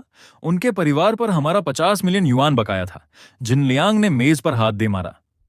वह 50 मिलियन कल ही पूरे के पूरे हमारे खाते में आ चुके हैं। मुछेन स्तब्ध रह गया। क्या सिर्फ इतना ही नहीं? जिन लियांग ने गुस्से से कहा। उन्होंने समय से पहले भुगतान किया और उसके बाद हमारे साथ सारे कॉन्ट्रैक्ट भी खत्म कर दिए। ये सुनते ही जिन मुच्छेन की आंखें फैल गईं। जिन लियांग ने उंगली दिखाते हुए कहा, और इसकी सबसे बड़ी वजह तुम्हारा वह कर्जदार का बेटा वाला ताना है। कौन नहीं जानता कि मुझानोंग अपने बेटे को आंखों की पुतली की तरह चाहता है। तुमने उसके बेटे का अपमान किया तो वह चुप क्यों रहता? अब जिन मुच्छेन पूरी तरह निरुत्तर था। उसके पास कोई जवाब नहीं बचा था। कुछ देर बाद जिन लियांग ने गहरी सांस ली और थके हुए स्वर में कहा, अभी जाओ, महंगे उपहार खरीदो और मुंह परिवार के घर जाकर माफी मांगो, चाहे उनके सामने घुटने क्यों ना टेकने पड़े। लेकिन यह सुनते ही जिन मुच्छेन का सिर झटके से ऊपर उठा। उसकी आंखों में जिद और अपमान की आग भड़क उठी। मुझे उससे माफी मांगनी पड़े? यह कभी नहीं होगा। वो ऐसा कैसे कर सकता है? मैंने सिर झुकाए हुए हैरानी से पूछा। लेकिन सामने खड़ा जिन मुच्छेन और भी ज्यादा घमंडी हो गया। पहले तो वो परिवार खुद घुटनों पर बैठकर हमसे सहयोग मांगता था। अब उन्होंने खुद ही कॉन्ट्रैक्ट तोड़ दिया है। मैं देखता हूं उनकी टूटी फूटी कंपनी कितने दिन टिकती है। जब उनका नकदी प्रवाह पूरी तरह खत्म हो जाएगा, तब वे कुत्तों की तरह रेंगते हुए वापस आएंगे और हमसे भीख मांगेंगे। मुझे माफी मांगने के लिए क्यों भेजा जाए? वो क्या चीज है? उसी समय धड़ाक, एक जोरदार थप्पड़ उसके चेहरे पर पड़ा। जिन मुच्छेन का सिर एक तरफ झटक गया और वह वहीं जड़ हो गया। उसने अपने सूजे हुए गाल को पकड़ा और अविश्वास से चिल्लाया, पापा, आपने एक बाहरी आदमी के लिए मुझे मारा? लेकिन जिन लियांग का उठा हुआ हाथ अब भी गुस्से से कांप रहा था। वह गर्जा, अगर मुंह परिवार के ऑर्डर चले गए तो हमारी कंपनी की कुल आय सीधे 40% गिर जाएगी। मुंह परिवार हमेशा समय पर भुगतान करता है, जबकि बाकी ग्राहक पैसे लटकाते रहते हैं। अगर हमने इस सबसे बड़ी नकदी देने वाली कंपनी को खो दिया तो पूंजी श्रृंखला टूटने वाली उनकी नहीं, हमारी होगी। पहले हम भुगतान अवधि का फायदा उठाकर मुंह परिवार पर दबाव बना सकते थे, लेकिन अब हालात बदल चुके हैं। मुंह परिवार आधे महीने में ही 50 मिलियन युआन नकद खर्च करने की ताकत रखता है। यहां तक कि उन्होंने हमसे पूरी तरह दुश्मनी मोल लेने में भी हिचक नहीं दिखाई। इसका मतलब साफ है, उन्हें कोई बेहद शक्तिशाली सहारा मिल चुका है। और उनका यह रवैया बताता है कि वे अब हमारे नियंत्रण से पूरी तरह बाहर हो चुके हैं। जिन लियांग ने सारी सच्चाई बेटे के सामने रख दी। और यह सब सिर्फ इसलिए हुआ क्योंकि तुम पागलों जैसी हरकतें कर रहे थे। मुंह परिवार ने सीधे हमें बाहर का रास्ता दिखा दिया। जिन मुच्छेन का चेहरा पीला पड़ गया। उसकी आंखों में आंसू भर आए। भले ही वह कंपनी के कामकाज में हिस्सा नहीं लेता था, लेकिन अब उसे भी समझ आ गया था कि मामला कितना गंभीर है। उसी समय उसके दिमाग में शॉपिंग मॉल का वह दृश्य कौंध गया जब मैंने उसे देखा था। वह नजर किसी इंसान को नहीं बल्कि किसी मस्खरे को देखने जैसी थी। मैं पहले से जानता था कि वे 50 मिलियन युआन का भुगतान कर चुके हैं, लेकिन मैंने जानबूझकर कुछ नहीं कहा और उसे मूर्ख की तरह उछल कूद करते हुए देखता रहा। उसकी आंखों में जहरीली नफरत चमक उठी। जिन लियांग फिर गरजा, अभी जाओ, तोहफे लेकर जाओ और उसे माफी मांगो। जिन मुच्चेन के आंसू फर्श पर टपक पड़े। आखिरकार उसने दांत भींचकर कहा, ठीक है, मैं माफी मांगूंगा। उधर अस्पताल के एक कमरे में मैं एक खूबसूरत गिफ्ट बॉक्स लेकर अंदर दाखिल हुआ। आवाज सुनते ही लेंग छिंगचियो ने सिर उठाया। उसकी आंखों में अनजाने में ही खुशी की चमक आ गई। उसे उम्मीद नहीं थी कि मैं आज भी अपने वादे के अनुसार आऊंगा, लेकिन मेरी नजर सीधे उसे पार कर गई और बिस्तर के पास बैठी दादी पर जा टिकी। दादी, मैं आपको अस्पताल से घर ले जाने आया हूं, मैं मुस्कुराते हुए बोला और गिफ्ट बॉक्स आगे बढ़ाया। आप हमेशा स्वस्थ रहें और 100 साल तक जिए। दादी खुशी से खिल उठी और मेरा हाथ पकड़ लिया। बेटा, इन दिनों तुम रोज मेरे साथ समय बिताने आते रहे। मैं बार बार कहता रहा कि इसमें कोई मेहनत नहीं थी, लेकिन उनके स्नेह भरे चेहरे को देखकर मेरा दिल उलझ गया। सच तो यह था कि आज मेरा यहां आने का कोई इरादा नहीं था। योजना के अनुसार कल ही मेरा और लेंग छिंगचियों का रिश्ता पूरी तरह खत्म हो जाना चाहिए था। मुझे लगा था कि आज दादी से मेरी आखिरी मुलाकात होगी, लेकिन कल रात देर तक इंतजार करने के बाद भी उस धोखेबाज लड़की ने ब्रेकअप का एक संदेश तक नहीं भेजा। इसलिए आज मैं खुद यहां चला आया। मेरा मकसद था उसे याद दिलाना कि वह ब्रेकअप की प्रक्रिया पूरी करे, क्योंकि मू कंपनी को इस समय पैसों की बेहद जरूरत थी और मुझे उस भारी भरकम ब्रेकअप मुआवजे का इंतजार था। तभी दादी की कोमल आवाज ने मेरे विचार तोड़ दिए। बेटा, आगे भी कभी भी घर आ जाया करो, दादी तुम्हारे लिए अपने हाथों से खाना बनाएंगी। इन दिनों की नजदीकियों के बाद दादी मुझे अपने सगे पोते की तरह मानने लगी थीं।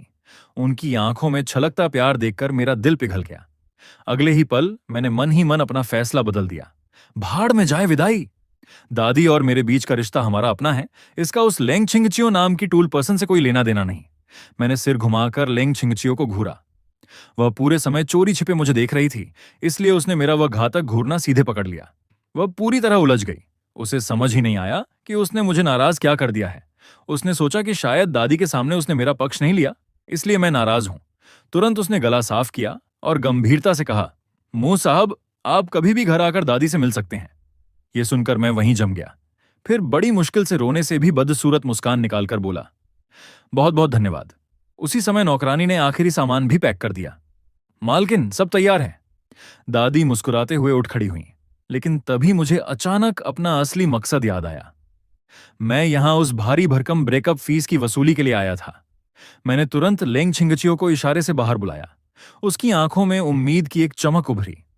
हम दोनों एक के पीछे एक चलते हुए गलियारे के आखिर में खिड़की के पास पहुंचे। मैंने सिर झुकाकर उस खुश दिख रही महिला को घूरा और गंभीर स्वर में पूछा, इन 2 दिनों में क्या तुम कोई बहुत जरूरी बात कहना भूल गए? अब मैं लगातार इशारों में लेंग छिंगचियो को याद दिलाने की कोशिश कर रहा था कि वह जल्दी से ब्रेकअप की प्रक्रिया पूरी करे, लेकिन वह मासूमियत से बोली, नहीं तो मैंने कुछ नहीं भूला।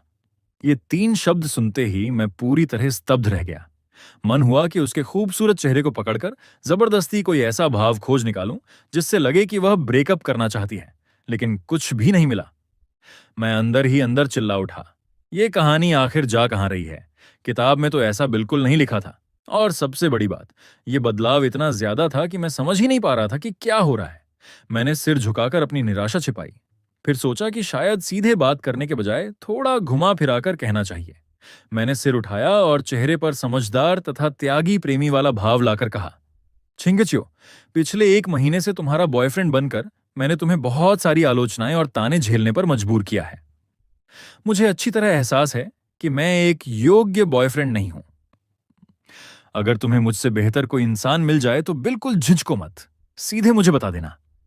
मैं वादा करता हूं कि मैं तुम्हें कभी परेशान नहीं करूंगा और न ही तुम्हारे पीछे पड़ूंगा। मेरी यह पीछे हटकर आगे बढ़ने वाली चाल सुनते ही लेंग छिंगचियो की आंखों में गहरी हैरानी उभर आई। कुछ सेकंड चुप रहने के बाद उसने अपराधबोध से कहा, मुझे कभी नहीं लगा कि मैं परेशान हुई हूं, बल्कि असल में परेशान तो मैंने तुम्हें किया है। अचानक उसे एहसास हुआ कि उसने कभी भी एक गर्लफ्रेंड की जिम्मेदारी नहीं निभाई। उसने सोचा कि शायद मैं उसकी बेरुखी से तंग आ चुका हूं, इसलिए आज ऐसी बातें कर रहा हूं। वह धीरे से बोली, तुम बहुत अच्छे हो, गलती मेरी है। उसकी इतनी गंभीर आत्मालोचना सुनकर मैं पूरी तरह अवाक रह गया। ये लड़की आखिर चाहती क्या है? क्या इसे स्क्रिप्ट पढ़ना नहीं आता? अभी तो इसे पैसे फेंककर ब्रेकअप करना चाहिए था। मैंने उसकी भावुक और प्रेम से भरी निगाहों को देखा। ऐसा लगा जैसे मैं किसी भैंस के आगे बीन बजा रहा हूं। आज ब्रेकअप फीस मिलने की कोई उम्मीद नहीं थी। आखिर मैंने हार मान ली। चेहरे पर जबरदस्ती मुस्कान लाकर कहा, छिंगचियो, सच कहूं तो मुझे भी कोई शिकायत नहीं है। दादी अभी हमारा इंतजार कर रही होंगी, चलो वापस चलते हैं। लेकिन इस अजीब बातचीत का असर बिल्कुल उल्टा हुआ। लेंग छिंगचियों के मन की सारी उलझनें खत्म हो गईं। अब वह पहले से भी ज्यादा दृढ़ हो चुकी थी। उसने मन ही मन फैसला कर लिया, मैं इसे कभी नहीं छोड़ूंगी। ठीक है, चलो वापस चलते हैं। हम दोनों फिर एक के पीछे एक अस्पताल के कमरे में लौटे। तब तक कमरा लगभग खाली हो चुका था। दादी खुद 2 छोटे बैग उठाए खड़ी थीं। मैं तुरंत आगे बढ़ा और सामान लेने लगा। लेकिन दादी के मना करने से पहले ही लेंग छिंगचियों ने मुझे पीछे छोड़ते हुए हाथ बढ़ा दिया। मैं उठा लेती हूं। दादी ने सामने खड़े इस खूबसूरत जोड़े को देखा और खुशी से मुस्कुरा उठी। बेटा, आगे अगर कोई काम हो तो सीधे छिंगचियों को कहना, बिल्कुल शर्म मत करना। यह सुनकर मैंने चुपके से बगल में खड़ी महिला को देखा। मुझे 10 गुना ज्यादा हिम्मत भी मिल जाए तब भी मैं ऐसा नहीं करूंगा। मैं तो वह सहायक किरदार हूं जो किसी भी समय पैसे लेकर भागने की तैयारी कर रहा है। मैं भला नायक की आधिकारिक प्रेमिका को कैसे आदेश दे सकता हूं? धूप से भरे गलियारे में मैं और दादी हंसते बातें करते आगे चल रहे थे। धूप मेरे साफ सुथरे चेहरे पर पड़ रही थी, जिससे मैं और भी आकर्षक लग रहा था। पीछे चल रही लेंग छिंगचियों अचानक ठिठक गई। वह लगातार मेरी सीधी और मजबूत पीठ को देखती रही। उसी पल उसने अपने दिल की तेज धड़कन साफ साफ महसूस की। कुछ देर बाद हम पार्किंग में पहुंचे। नौकरानी ने दादी को कार में बैठा दिया, लेकिन दादी ने कार का दरवाजा पकड़कर मुझे जोर जोर से बुलाया, बेटा, अब तो शाम हो गई है, आज रात तुम्हें मेरे घर खाना खाने जरूर आना होगा। उनका निमंत्रण बेहद गर्मजोशी भरा था, लेकिन मैंने तुरंत सिर हिलाकर मना कर दिया। लेंग परिवार के पुराने घर जाकर खाना खाना? बिल्कुल नहीं। मैं पहले ही पता कर चुका था कि अस्पताल से छुट्टी मिलने के बाद दादी उसी घर में रहने वाली हैं जहां लेंग छिंगचियों के माता पिता रहते हैं, और किताब में साफ लिखा था कि लेंग छिंगचियों की मां मुझे बिल्कुल पसंद नहीं करती। अगर मैं वहां गया तो सीधा जाल में फंस जाऊंगा। ऊपर से मैं किसी भी समय ब्रेकअप फीस लेकर निकलने वाला था। नायिका के परिवार से और ज्यादा जुड़ना मेरे लिए बेहद खतरनाक था। इसलिए मैंने जल्दी से विदा ली और वहां से निकल गया।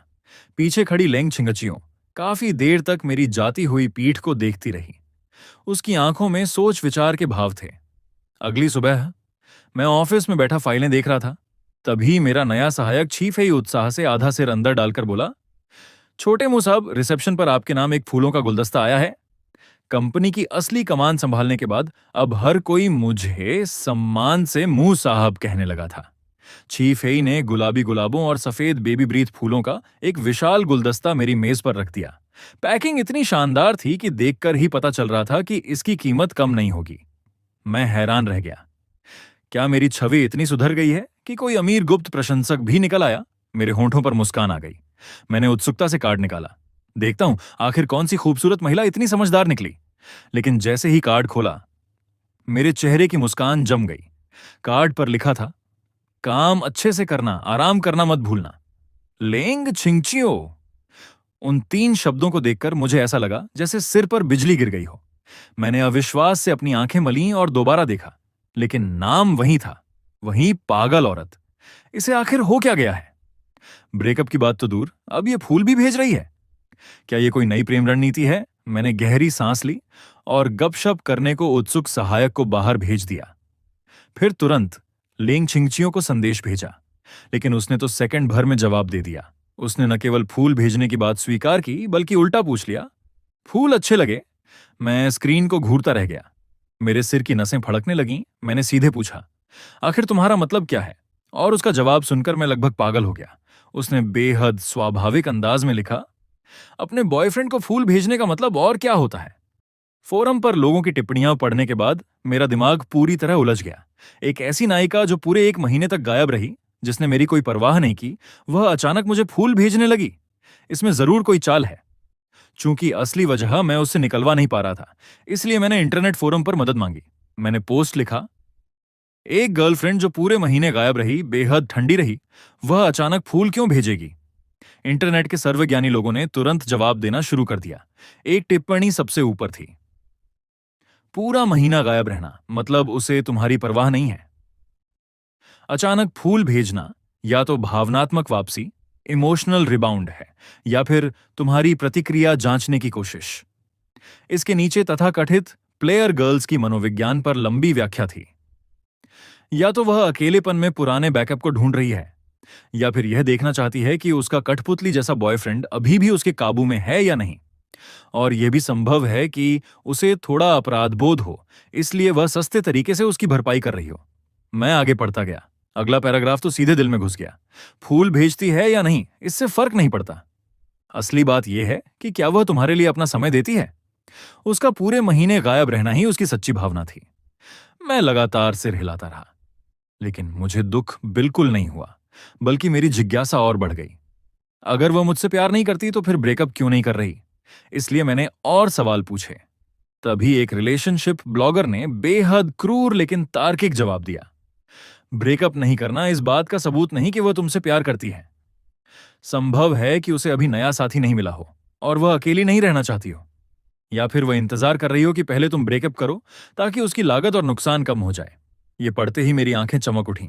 समझ गया, अभी तक लेंग छिंगचियो और नायक शेसी के बीच ज्यादा संपर्क नहीं हुआ था। मतलब ये तथाकथित धोखेबाज नायिका अभी नया प्रेमी नहीं ढूंढ पाई थी, इसलिए मुझे बैकअप के तौर पर पकड़े हुए थी। अब सारी तस्वीर साफ हो गई। मैंने आखिरकार उसकी असली फितरत समझ ली। तुरंत मैं जोर से चिल्लाया, अनसहायक। दरवाजा खुला और सहायक छिपे ही अंदर आ गया। मैंने फूलों की ओर उंगली दिखाते हुए कहा, इसे हटा दो। मैं दोबारा इसे देखना नहीं चाहता। लेकिन छी फेई के चेहरे पर अफसोस उभर आया। वह सावधानी से बोला, छोटे मुंह साहब, अगर आपको पसंद नहीं है तो क्या मैं इसे अपनी मेज पर रख सकता हूं। मैंने बिना सोचे हाथ हिला दिया। ले जाओ। उसे खुशी खुशी फूल उठाकर जाते हुए देखकर मैंने मेज पर रखे कार्ड को उठाया। फिर छर्राक, मैंने उसे टुकड़े टुकड़े करके कूड़ेदान में फेंक दिया। अब क्या मुझे खुद ही ब्रेकअप की बात छेड़नी होगी। लेकिन अगर पहला कदम मैंने उठाया तो वह भारी भरकम ब्रेकअप फीस शायद हाथ से निकल जाएगी। काफी सोच विचार के बाद मैंने यह विचार छोड़ दिया। इस समय सबसे जरूरी काम था पैसा कमाना, जितनी जल्दी हो सके कंपनी के गैर जरूरी प्रोजेक्ट्स बंद करना, नकदी जमा करना। जब कंपनी पूरी तरह सुरक्षित हो जाएगी तब मैं पूरे आत्मविश्वास के साथ इस धोखेबाज औरत को लात मारकर बाहर निकाल दूंगा। उसी समय फोन कंपनाया। मैंने स्क्रीन की ओर देखा। लेंग छिंगचियो का संदेश था। वह मुझे रात के खाने के लिए बुला रही थी। मैंने तुरंत जवाब टाइप किया, नहीं आऊंगा। लेकिन भेजें बटन दबाने से पहले मेरी उंगली रुक गई। मैंने सोचा, भागने से समस्या हल नहीं होगी। मैं खुद जाकर देखूंगा कि इस औरत के दिमाग में आखिर चल क्या रहा है। मैंने संदेश मिटा दिया और नया जवाब भेजा, ठीक है, मैं शाम 5:30 बजे ऑफिस से निकलूंगा। संदेश भेजते ही उसने सेकंड भर में जवाब दे दिया, ठीक है। पलक झपकते ही शाम के 5:30 बज गए। मू ग्रुप की इमारत से कर्मचारियों की भीड़ बाहर निकलने लगी। तभी अचानक किसी ने आश्चर्य से चिल्लाकर कहा, हे भगवान, वहां एक सुपर खूबसूरत लड़की खड़ी है। सभी लोगों ने उसकी उंगली की दिशा में देखा और अगले ही पल सबकी सांसें थम गईं। मुख्य द्वार के बाहर एक बेहद खूबसूरत महिला खड़ी थी। जैसे जैसे कर्मचारी बाहर निकलते गए, उसकी सुंदरता पूरे माहौल का केंद्र बनती गई। भीड़ में फुसफुसाहट शुरू हो गई, ये हमारी कंपनी की तो नहीं है। इतनी खूबसूरत तो बड़ी बड़ी फिल्म स्टार भी नहीं होती। लगता है किसी का इंतजार कर रही है। पता नहीं किस आदमी की किस्मत इतनी अच्छी है। लेकिन चारों तरफ से उठती निगाहों से बेपरवाह लेंग छिंगचियो बस अपना फोन देख रही थी। अभी थोड़ी देर पहले ही मैंने उसे संदेश भेजा था कि मुझे 10 मिनट और काम है, इसलिए वह इस खाली समय में आज रात के लिए कोई शानदार रेस्टोरेंट चुन रही थी। उसी समय कंपनी की वरिष्ठ अधिकारी सुन लिंग बाहर निकली। पहले तो उसने भीड़ की तरफ बस यूं ही देखा, लेकिन अगले ही पल उसकी नजर ठहर गई। ये महिला इतनी जानी पहचानी क्यों लग रही है। अचानक उसके दिमाग में एक अविश्वसनीय विचार कौंधा, कहीं ये लैंग ग्रुप की सीईओ लेंग छिंगचियो तो नहीं। पुष्टि करने के लिए वह जल्दी से पास पहुंची। जैसे ही उसने चेहरा साफ देखा, उसका दिल जोर से धड़क उठा। ये कोई हमशक्ल नहीं थी, ये सचमुच वही महिला थी जिसने उद्योग सम्मेलनों में सबको प्रभावित कर रखा था। लेंग ग्रुप की युवा और शक्तिशाली सीईओ लेंग छिंगचियो।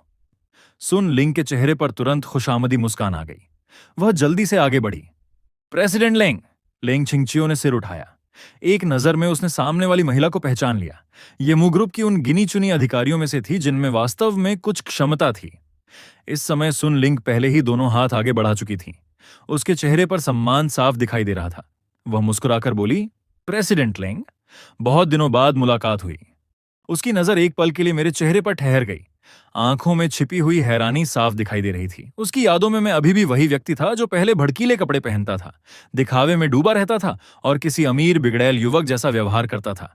लेकिन आज मेरे चेहरे पर आत्मविश्वास था, मेरी बातचीत में परिपक्वता थी और मेरा पूरा व्यक्तित्व बदल चुका था। उसने बगल में खड़े जिन मुछेन की ओर देखा। वह भी असामान्य रूप से चुप था।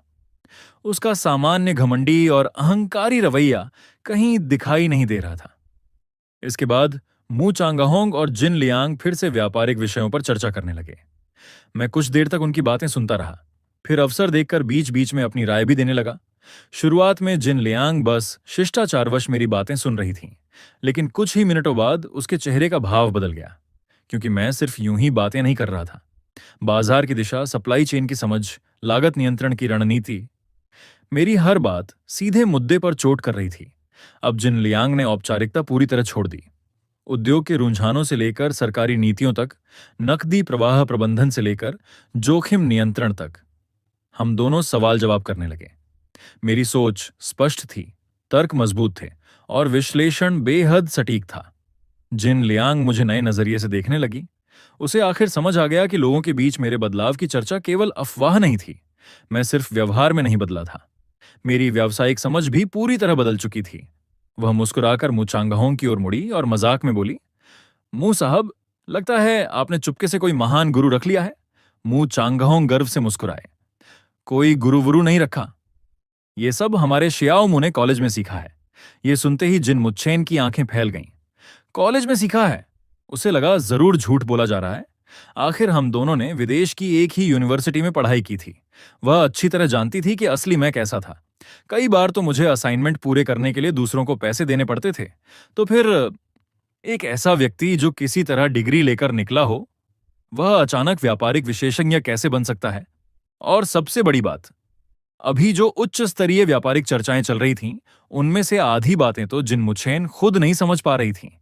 लेकिन मैं न केवल समझ रहा था, बल्कि विस्तार से उनका विश्लेषण भी कर रहा था। जिन मुच्छेन मुझे घूरता रह गया। वह पूरी तरह भ्रमित हो चुका था। दूसरी ओर जिन लियांग की आंखों की चमक और भी बढ़ गई। अब उसे पूरा यकीन हो गया था कि मू परिवार का पुनरुत्थान कोई संयोग नहीं है। उससे भी ज्यादा चौंकाने वाली बात यह थी कि मैंने कुछ ही वाक्यों में उसकी उस व्यापारिक समस्या का समाधान बता दिया था जिससे वह कई दिनों से परेशान थी। अब उसे समझ आ गया कि मू कंपनी इतनी तेजी से संकट से बाहर क्यों निकल रही है। अगर यही स्थिति बनी रही तो मू परिवार का भविष्य बेहद उज्जवल होने वाला था। यह सोचकर जिन लियांग ने अचानक अपने बेटे जिन मुचेन की ओर देखा। मुचेन, तुम शियाओ मू के साथ बाहर टहलाओ। मू चांगाहोंग तुरंत समझ गए कि उसका इशारा किस ओर है। उन्होंने भी तुरंत कहा, हां जाओ, दोनों बाहर घूमकर आओ। मैं खड़ा हुआ और जिन मुचेन की ओर हाथ हिलाया। चलो। हम दोनों के जाते हुए पीछे जिन लियांग उम्मीद भरी नजरों से देख रही थी। वह सिर्फ ये नहीं चाहती थी कि उसका बेटा ईमानदारी से माफी मांगे, वह यह भी चाहती थी कि उसका बेटा मेरे जैसे प्रतिभाशाली व्यक्ति से अच्छे संबंध बना सके। हम दोनों विला से बाहर निकल गए। कुछ देर बाद पत्थरों वाली पगडंडी पर चलते हुए मैं अचानक रुक गया। मैंने उसकी ओर मुड़कर देखा। तो बताओ, तुम्हें मुझसे क्या कहना है? जिन मुच्छेन ने होंठ भींच लिए। कुछ सेकंड चुप रहने के बाद उसने आखिरकार कहा, माफ करना, पिछली बार मेरी गलती थी। मुझे तुम्हारा मजाक नहीं उड़ाना चाहिए था और तुम्हें कर्जदार का बेटा नहीं कहना चाहिए था। मैंने मन ही मन सोचा, तो बात इसी बारे में है। फिर जानबूझकर कान की तरफ हाथ ले जाकर बोला, क्या कहा? आवाज बहुत धीमी है, सुनाई नहीं दिया। यह सुनते ही जिन मुच्छेन का चेहरा तुरंत काला पड़ गया। उसने दांत भींचे, गहरी सांस ली और पहले से ऊंची आवाज में कहा, माफ करना, पिछली बार मेरी गलती थी। मुझे तुम्हारा मजाक नहीं उड़ाना चाहिए था और तुम्हें कर्जदार का बेटा नहीं कहना चाहिए था। और मैं चुपचाप उसकी ओर देखने लगा। उसकी वह अपमान और घुटन से भरी शक्ल देखकर मैं आखिर सीधा खड़ा हुआ। मेरे होठों पर एक हल्की ठंडी मुस्कान उभर आई। ठीक है, अब सुन लिया। जिन मुच्छेन ने मुट्ठियां इतनी जोर से भींच रखी थीं कि उंगलियां सफेद पड़ गई थीं। वह मेरी तरफ घूरते हुए बोला, तो क्या तुम मुझे माफ करोगे? मैंने बिना एक पल गंवाए सिर हिला दिया। नहीं। ये 3 शब्द इतने सीधे और निर्णायक थे कि जिन मुच्छेन का चेहरा तुरंत जम गया। मैंने शांत स्वर में कहा, आज तुम इतने विनम्र बन रहे हो सिर्फ इसीलिए क्योंकि मेरे परिवार ने तुम्हारी कमाई का रास्ता बंद कर दिया है। तुम्हारी यह माफी भी सिर्फ स्वार्थ के लिए है। इसमें सच्चाई नाम की कोई चीज नहीं है। उसकी तथाकथित ईमानदार माफी का मुखौटा मैंने एक ही झटके में उतार दिया। जिन मुच्छेन का चेहरा कभी लाल तो कभी सफेद पड़ रहा था। उसकी हालत बेहद शर्मनाक हो चुकी थी। लेकिन मैं आगे बोला, हाँ, इस मामले को मैं यहीं खत्म मानता हूं। आगे से तुम अपना रास्ता चलो, मैं अपना। जब तक तुम मुझे परेशान नहीं करोगे, मुझे भी तुम्हारे पीछे पड़ने में कोई दिलचस्पी नहीं है। उसी पल जिन मुच्छेन को जैसे अचानक कुछ समझ आया। उसे एहसास हुआ कि शायद वह सचमुच सिर्फ पैसे की वजह से माफी मांगने आया था। और उससे भी ज्यादा चुभने वाली बात यह थी कि मैंने न केवल उसकी चाल पहचान ली थी, बल्कि उसे नीचा दिखाने में भी कोई रुचि नहीं दिखाई। मानो मेरी नजरों में वह अब इतना महत्वहीन हो चुका था कि उसे अपना प्रतिद्वंद्वी मानने की भी जरूरत नहीं थी। उसके चेहरे पर गहरा भ्रम और सदमा साफ दिखाई दे रहा था। आखिरकार वह चुपचाप सिर झुकाकर पीछे हट गया। इसके बाद हम दोनों बिना एक शब्द बोले वापस लौटे। जब जिन लियांग ने अपने बेटे का चेहरा देखा तो उसे तुरंत समझ आ गया कि बातचीत का नतीजा अच्छा नहीं निकला। लेकिन मेहमानों के सामने वो कुछ कह नहीं सकती थी, इसलिए उसने चेहरे पर जबरदस्ती मुस्कान ला ली और मूचांगाहों की ओर मुड़कर बोली, मुंह साहब, उम्मीद है कि भविष्य में हमारी दोनों कंपनियां फिर से सहयोग कर पाएंगी। जहां तक मुनाफे की हिस्सेदारी की बात है, सब कुछ बातचीत से तय किया जा सकता है। मू चांगहोंग आराम से सोफे पर टिक गए। उनके चेहरे पर चालाक लोमड़ी जैसी मुस्कान थी। यह तो अच्छी बात है, लेकिन आगे क्या होगा यह हमारी कंपनी के विकास पर निर्भर करेगा। यह सुनकर जिन लियांग तुरंत छिपा हुआ अर्थ समझ गई।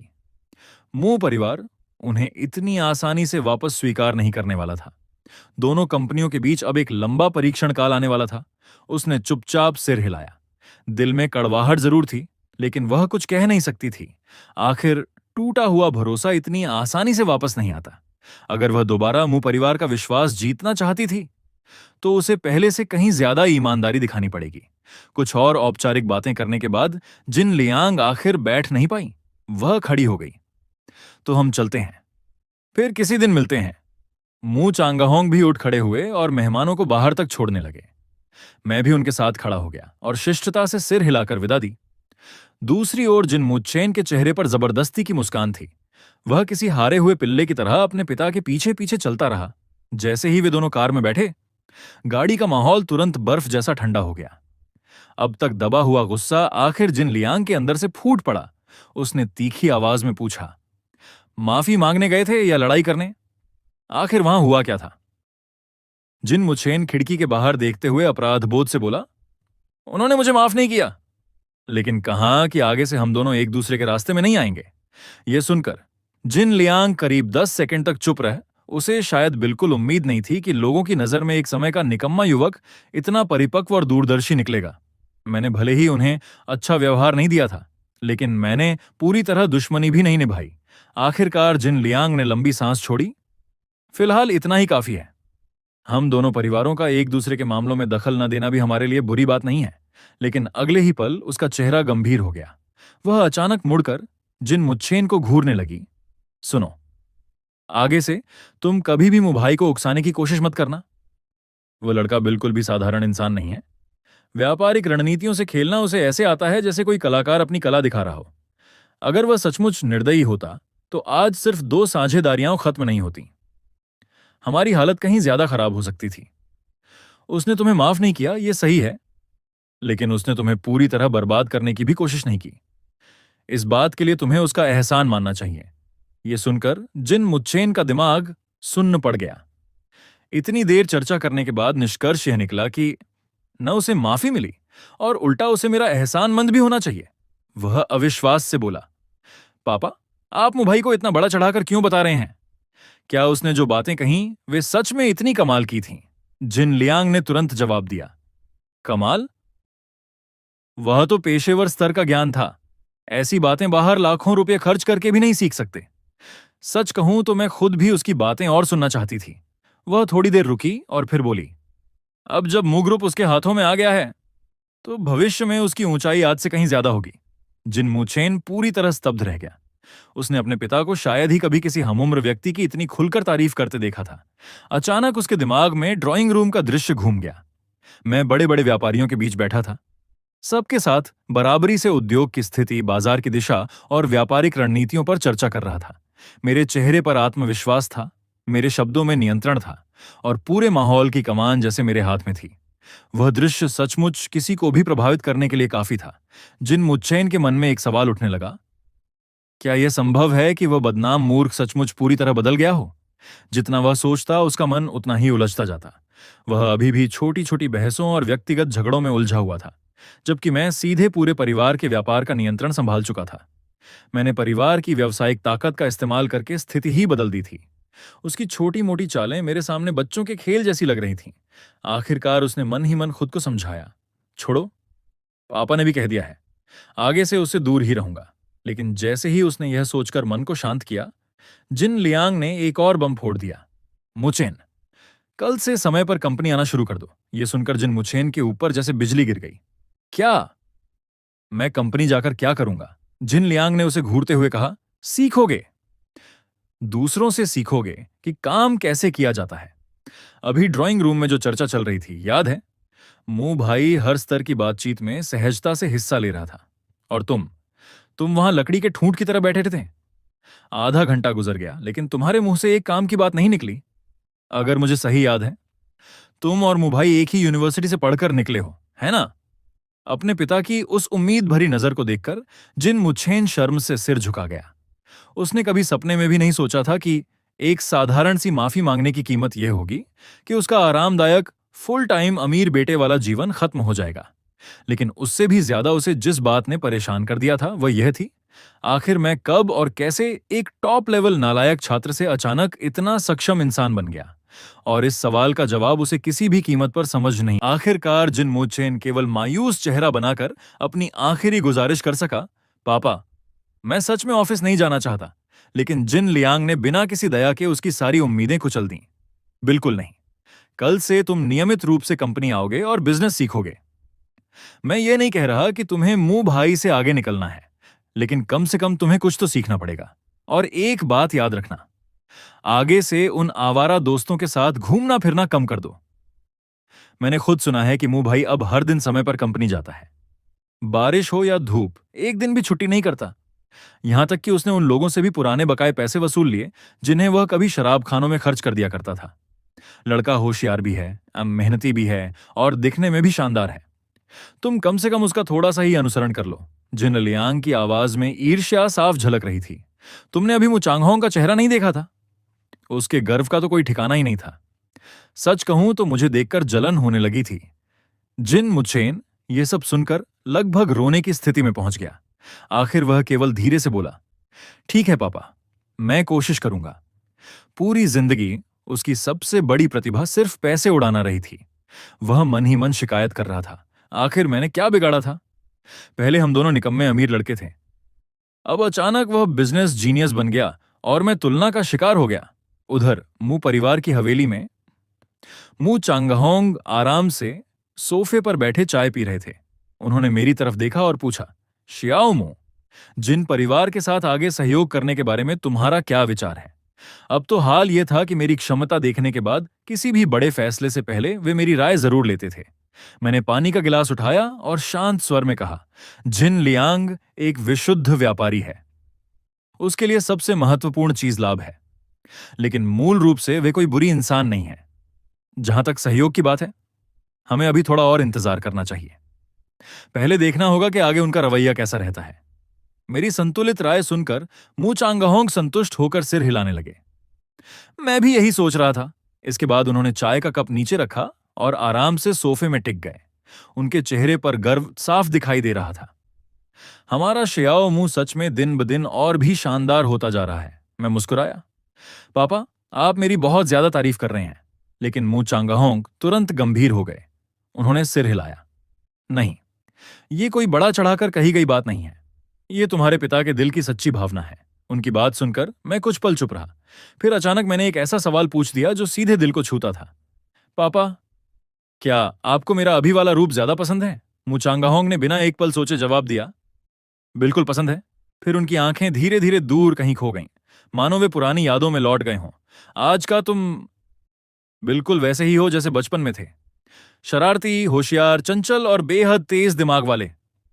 बल्कि सच कहूं तो बीच के वे कुछ साल ही अजीब थे। उन सालों में तुम बिल्कुल बदल गए थे। तुम में बचपन की कोई झलक दिखाई ही नहीं देती थी। एक पिता के रूप में मुझे अफसोस जरूर होता था, लेकिन मैंने कभी तुम्हें नापसंद नहीं किया, क्योंकि मेरी नजर में जब तक मेरा बेटा खुश है वही सबसे बड़ी बात है। चाहे तुम सैकड़ों अरब कमा लो या एक पैसा भी ना कमाओ।